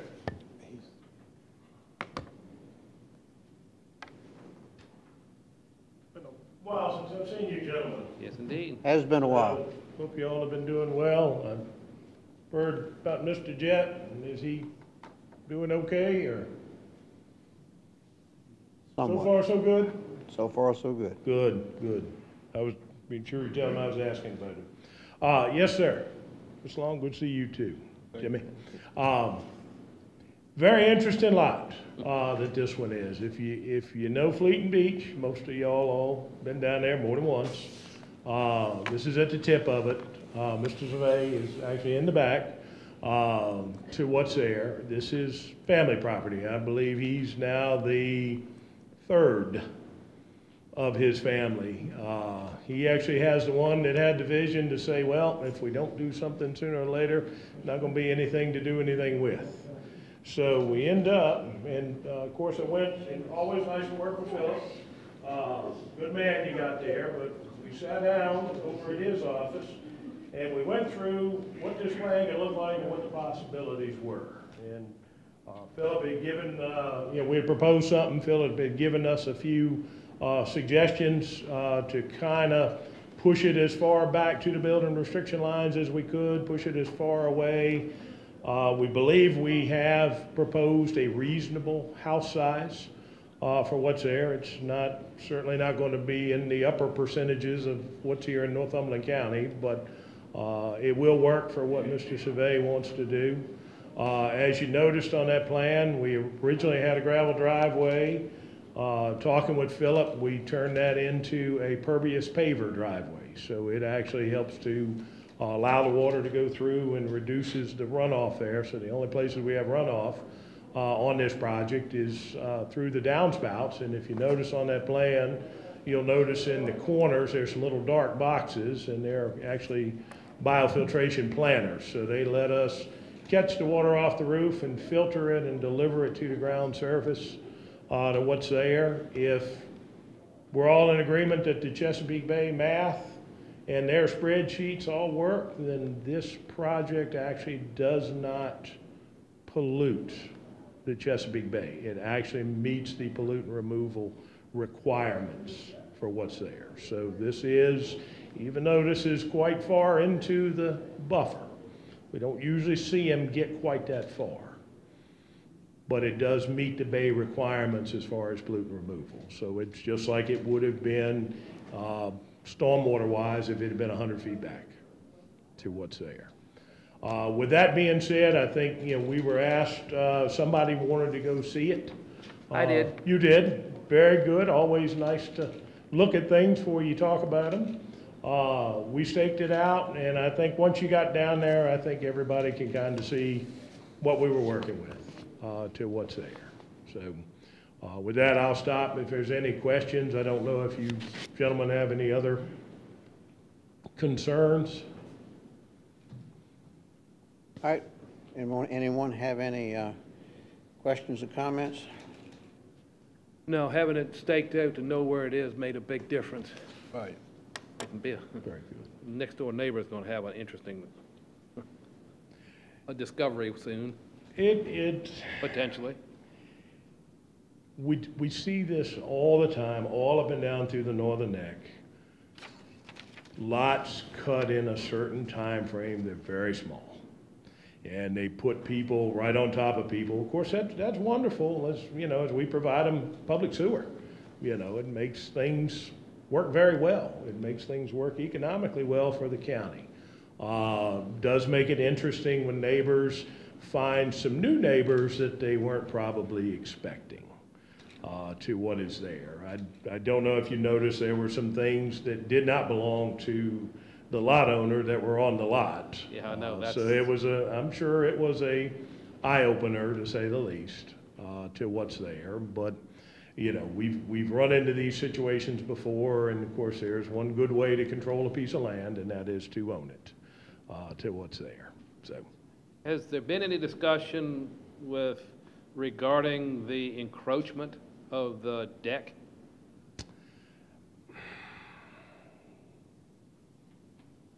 Mr. Survey, how are you tonight?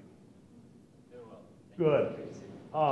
Mr. Survey, has the neighbor talked to you about the deck encroachment at all? Is there? A little bit. Okay. I shared a glass of wine with them out there, got eaten by mosquitoes together. She said it'd be a shame if we had to tear down the deck. Right. I agree. I personally wouldn't be opposed to the deck staying there, as long as she's the owner of it. I would like the deck to transfer to the next owner. I don't know how that works, but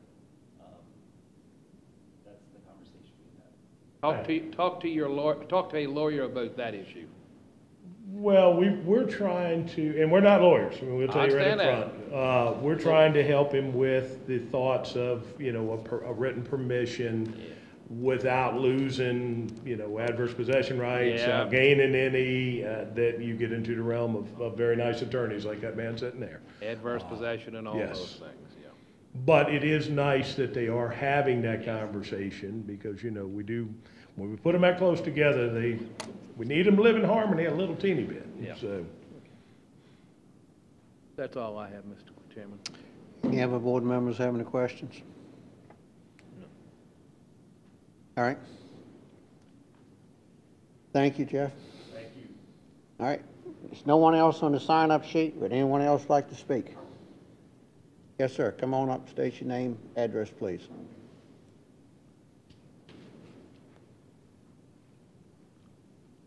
My name's Robert LaChance. I live at 6566 Northumberland Highway, right up the street. And we are the owners, my brother, myself, and my two sisters, of the property that's directly across the street. We're on the bay side of Lemming Avenue. And, we appreciate Mr. Sive wanting to build there. I had a couple of observations from our original covenants that were in the deed and the property, and I don't know what his plan is, but there is a restriction of the building being a minimum of 18 feet in length and 14 feet in width. He covers. Is that good? Okay. And then, of course, the entire property lays within that 100-foot resource. So that's basically all my comments. Oh, excuse me, it's not. I didn't know about the water or his sewer connection. We have a pot that's in the street there, and he would have to put another pot in, for my understanding, to connect to. And then the water, there is no water for the neighborhood there. There is a private well system for a few of us owners that have it, but we're not extending that to any further. So there's a water issue and a sanitary issue. Okay, thank you. Thank you, sir. Anyone else like to speak? Anyone else like to speak? All right, would anyone in the virtual world like to speak on this public hearing?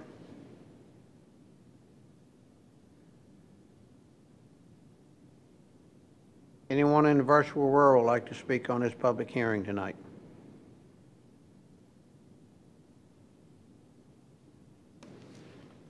Nobody?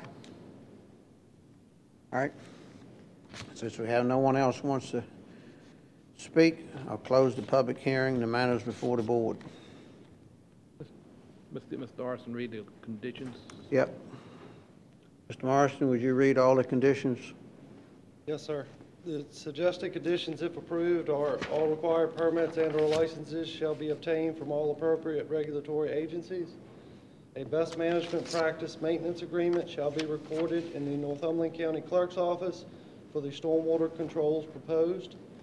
The home shall be guttered to biofiltration planters as shown on the site plan. The driveway shall be constructed using permeable pavers, and vegetative planting shall be required to establish a healthier buffer as shown on the site plan. I have a question for Mr. Gregory as soon as he finishes, Mr. Tadlock. Given that there's an encroachment already shown by Mr. Howard's survey, do we need to have any kind of language saying a possible approval would not in any way grant anything beyond anything? No, that is not a matter of concern. Thank you. That is not a matter of concern to the county. That's a private real estate issue between the owner of the lot and the neighbor. Just want to make sure.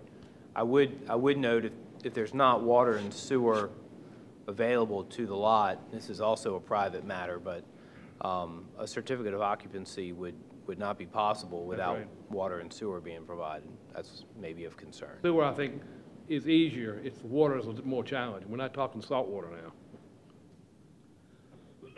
And if I may, Mr. Chairman, I just want to remind you, regardless of which way whatever your decision is, please note one of the bases. Thank you. Got it right. Mr. Chairman, I move that we approve this application with a suggested condition, and I move to approve the exception to the Chesapeake Bay Preservation Area ordinance to construct a dwelling within the resource protection area on property zone R3 with a suggested condition. This motion is made in due consideration of the public health and safety, the general welfare of the community, public necessity, convenience, and in the exercise of good zoning practices and pursuant to the body's statutory authority. All right, we have a motion. Do we have a second? Second. We got a second. Any other discussion? The discussion is, if you had a chance to see this, you would have seen this is all but a few feet within 50 feet of the resource protection area. In my opinion, if this board were to turn this down without the efforts that have been done, we'd be liable for a lot. And I don't think you want us to pay for a lot and all the lawsuit costs that go with it. Again, ideal world, of course, this subdivision was put to record probably 60 years ago. Obviously, the Chesapeake Bay Act zoning didn't exist in Northumberland County at that time. So these are these Chesapeake Beach, Fleeton Beach, Sherwood Forest, Big Quarter Shores are small lot subdivisions that make challenges, especially when they front on the Chesapeake Bay or its tributaries.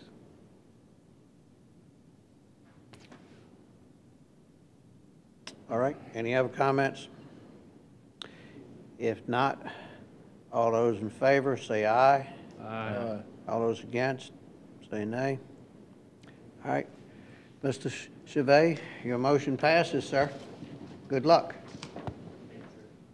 This was probably the easiest thing. Thank you, Joe. Thank you too, Jeff. Good to see you too, Jeff. Good seeing y'all. I don't get down here much anymore, but I hear y'all are still doing well, so. All right, just don't be a stranger. I'm gonna try not to be. You don't turn left enough. I do not. Okay. Take care, Joe. All right.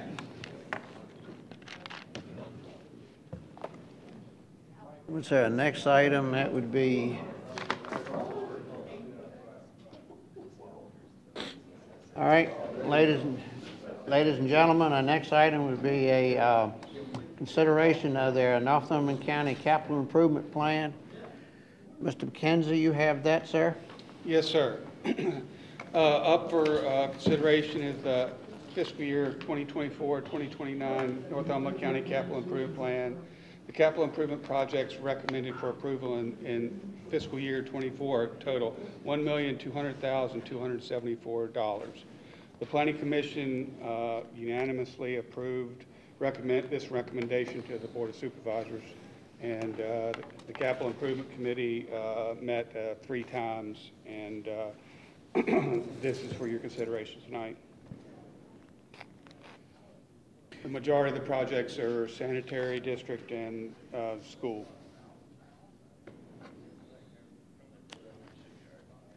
All right. Any board members have any comments before we open the public hearing?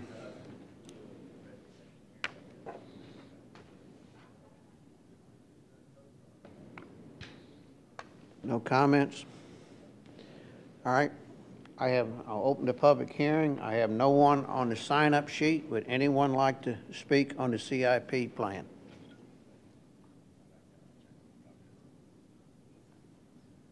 Anyone like to speak on the CIP plan? All right, would anyone in the virtual world like to speak on the CIP plan?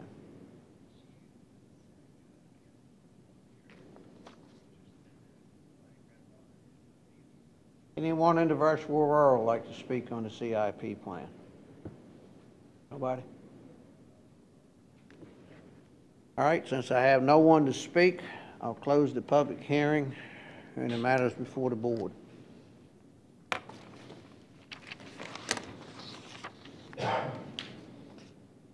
How much of these amounts have been already potentially been funded, if any? I have no idea. Have any of these amounts been funded or funds set aside for them?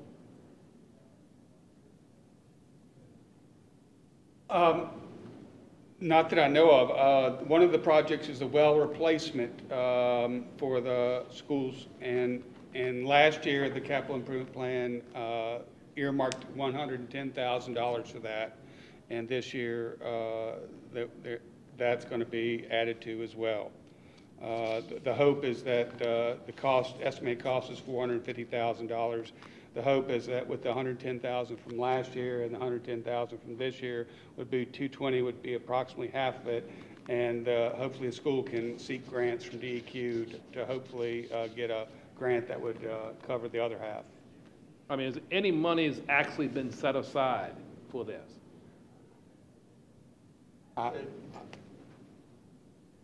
Yeah, unless it's some type of ARPA funding that we could do for the sanitary district or anything like that. Sanitary district side, we're looking at either the sanitary district fund or ARPA funding to possibly cover those. Yeah, 'cause the way I think of a CIP is you have an item, you have some funding, a source attached to it. Like, and I'm going to use a 6-year plan as an example. You see where they got X amount of dollars go in. You may not approve it all 1 year, but you can track how much goes in the funding source. Yeah. So I just want to make sure. Okay.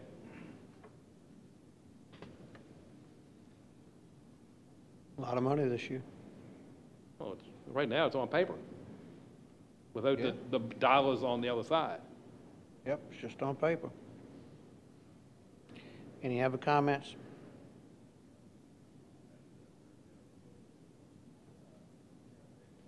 When do you need this to get started? Do you have a starting date on any of these projects?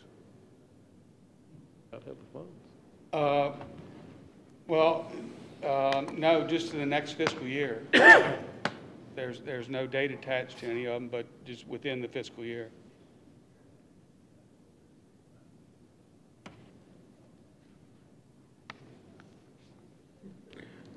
And what's the most important project that that whoever wants to get done? Is that a question for me? Yes. We did not identify the most important project. We highlighted, they were all deemed to be urgent. All the projects that So all these projects are actually urgent projects. that's what the department heads tagged them as. Okay.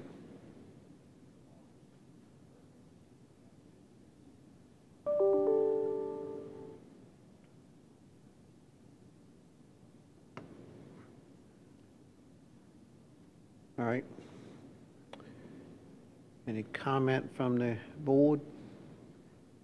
I think on the school CIP, I think it's why we really need to start communicating with the school and see what we can work it with the federal funds.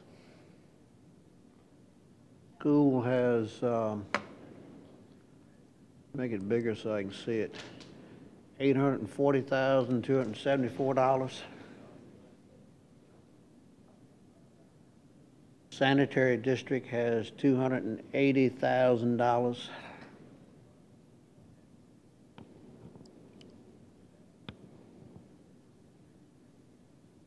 Well, the one thing I can see by what the school has put down here is urgent and healthy-wise, there are, in my opinion, more important than the school board office.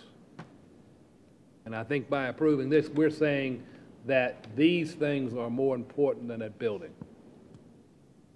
They've got that, they can take care of, actually, they can take care of all their items like school construction funds without any more funds from anybody else. Yep, that's correct. So in that sense, it's the board accepting the priority for these items. I mean, they don't have the school playground equipment on there, but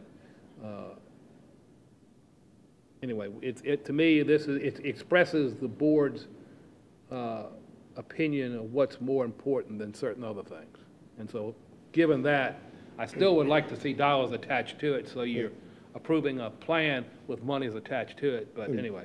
Mr. Tomlin, there is, in the proposed budget, that does include the $840,274 as far as the school.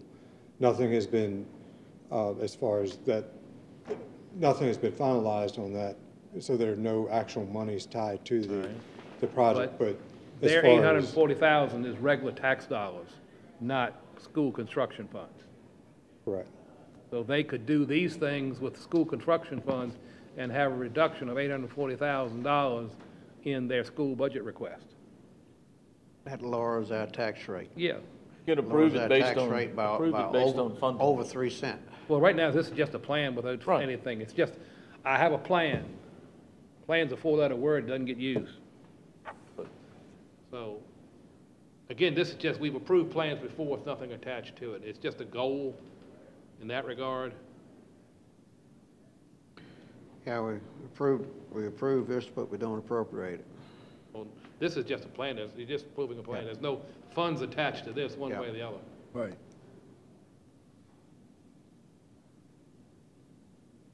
Any other discussion, or what's the pleasure of the board? As a plan, I move to approve it, but it's Second. That's your motion as a plan. as a plan. All right. Motion is as a plan for approval. Do I have a second? Second.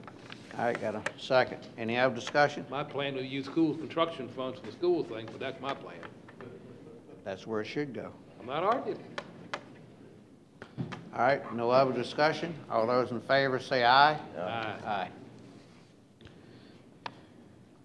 All right, ladies and gentlemen, that's all our public hearings tonight. The only thing we have not done tonight is convene into closed meeting. Right. A couple of minutes. All right, and Mr. Tadlock? Mr. Long wants to take a break, so we can Oh, you want to take a break? All right. take a brief recess. We'll take a 10-minute recess.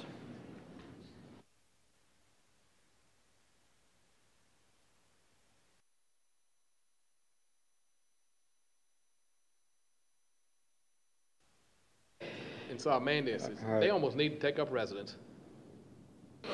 Need a motion that the Northumberland Board of Supervisors convene in closed meeting pursuant to Virginia Freedom of Information Act, Section 2.2, 3711A1 for the discussion and consideration of personnel matters, and Section 2.2, 3711A3 for the discussion and consideration of the potential acquisition of real property for a public purpose, or of the potential disposition of publicly held property, where discussion in open meeting would adversely affect the board's bargaining position or negotiating strategy.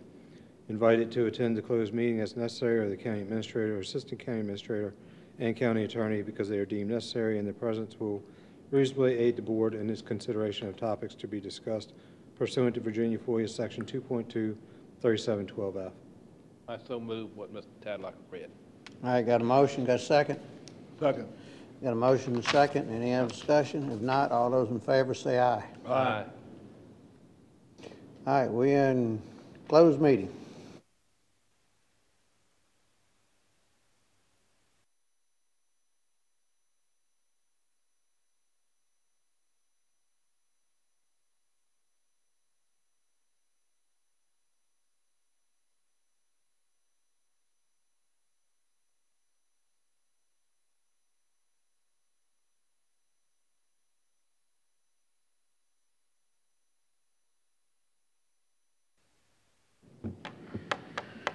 You good, Matt? Everybody ready? Yes, sir. You ready? Mhm. All right. Guess we need a motion to come out. So moved. Second. Got a motion and a second.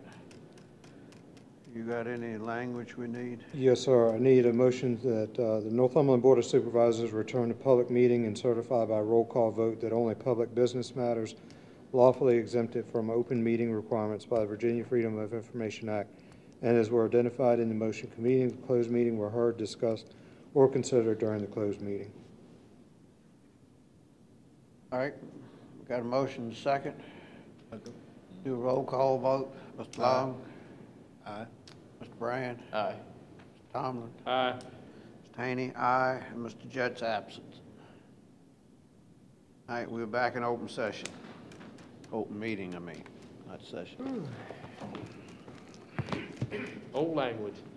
Yep. Executive session. All right. What do you need from us, Luttrell? Continue. What day certified? You want to set some meeting dates? Yes, sir. I placed on the desk some options. Okay, thank you. You take care.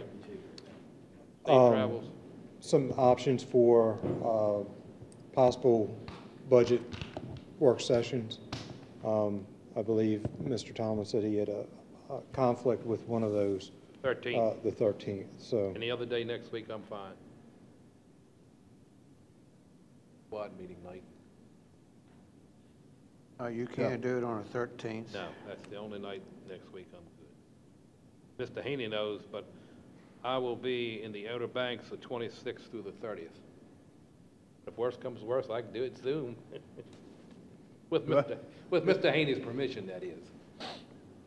Well, I don't care, but I hate to put I you. prefer not. I hate to put you to that trouble. That ain't no trouble. He would enjoy that. No. That with my Yeah, I got a grandson and daughter and son-in-law down there. We're going on the 15th. All right, what dates do y'all want? 15th. Tommy, you said the 15th, all right? Any day next week but Tuesday. 15th. We got one for the 15th, but I can do the 15th. Huh? I can do the 15th. I know that's Richard's planning Planning commission, commission. but that's We 7 had o'clock. 5 o'clock. Is that good? Do 5 o'clock. That's 7 o'clock. Huh? That's fine. So it's up to y'all. We had 5 o'clock down. Is that good time? 5 o'clock give us enough time? No, what do you want to do? We can go 4. It doesn't make me a difference. What time y'all want to go?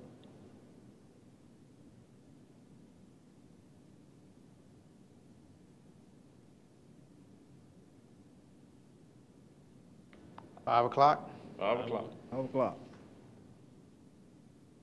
Man, y'all 5 have o'clock. a good that day. I remember we used to meet at 10 o'clock in the morning. That's when we approve. You want to do it 10 o'clock at night, you say, Jim? No, we met at 10 o'clock in the morning.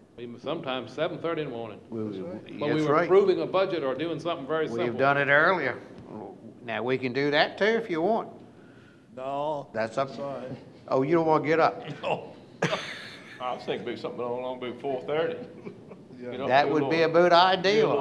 4:30 in the morning, though. 4:30 by yourself? That's right. What is that? Let's look at the following week, set up another night. All right. Tommy, Get this stuff done. Tommy will be gone from, All right. Can we go to next week? Yeah, I'd go ahead and plan another week right now. Would plan, yeah, Tom is right, would plan something else. How about the 22nd? That bad? No, only meeting I got is social service. 19th's a holiday, we can do 20th, 22nd. Huh? If you need to, or do 21st, if you need to. 21st? But I got class, but I can always postpone it if I have to. Which No, one if you y'all got a want? class, we can work around that. Go for 22nd. 22nd? Same time? Same time? Same station.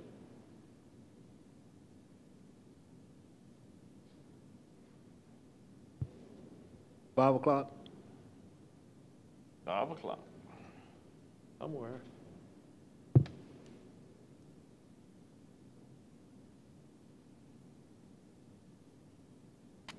All right. Anything else? Want to do one on 27th, Luttrell? Can you hear me now? I don't have reception down here at the bank. I had to say that, Tom. Put it this way, I may be laid back up on the beach somewhere. Boy, that's a sight. No. I didn't say I'd have video. Didn't say I'd have video. Hey, man. Hey, Jimmy, we might as well do that one at 4:30. Yeah. You know, Enjoy 4:30 yourself. a.m. Be happy, enjoy yourself. Well, I hope to. Now, we have had some meetings at 6 o'clock a.m. You remember them, don't you, Tommy? I remember 7. We had 6 o'clock Yeah. too. Get it done. Get it Yeah, done but by 8 o'clock. that's something when you had something very simple to do, too. Yeah. Uh-huh. Basically, a simple approval. All right, 15th and the 22nd. Right. I move that we carry this meeting over to June the 15th at 5 p.m. Second. All right, motion second. All, I see everybody in favor, say aye. Aye. All right. Thank everybody for coming.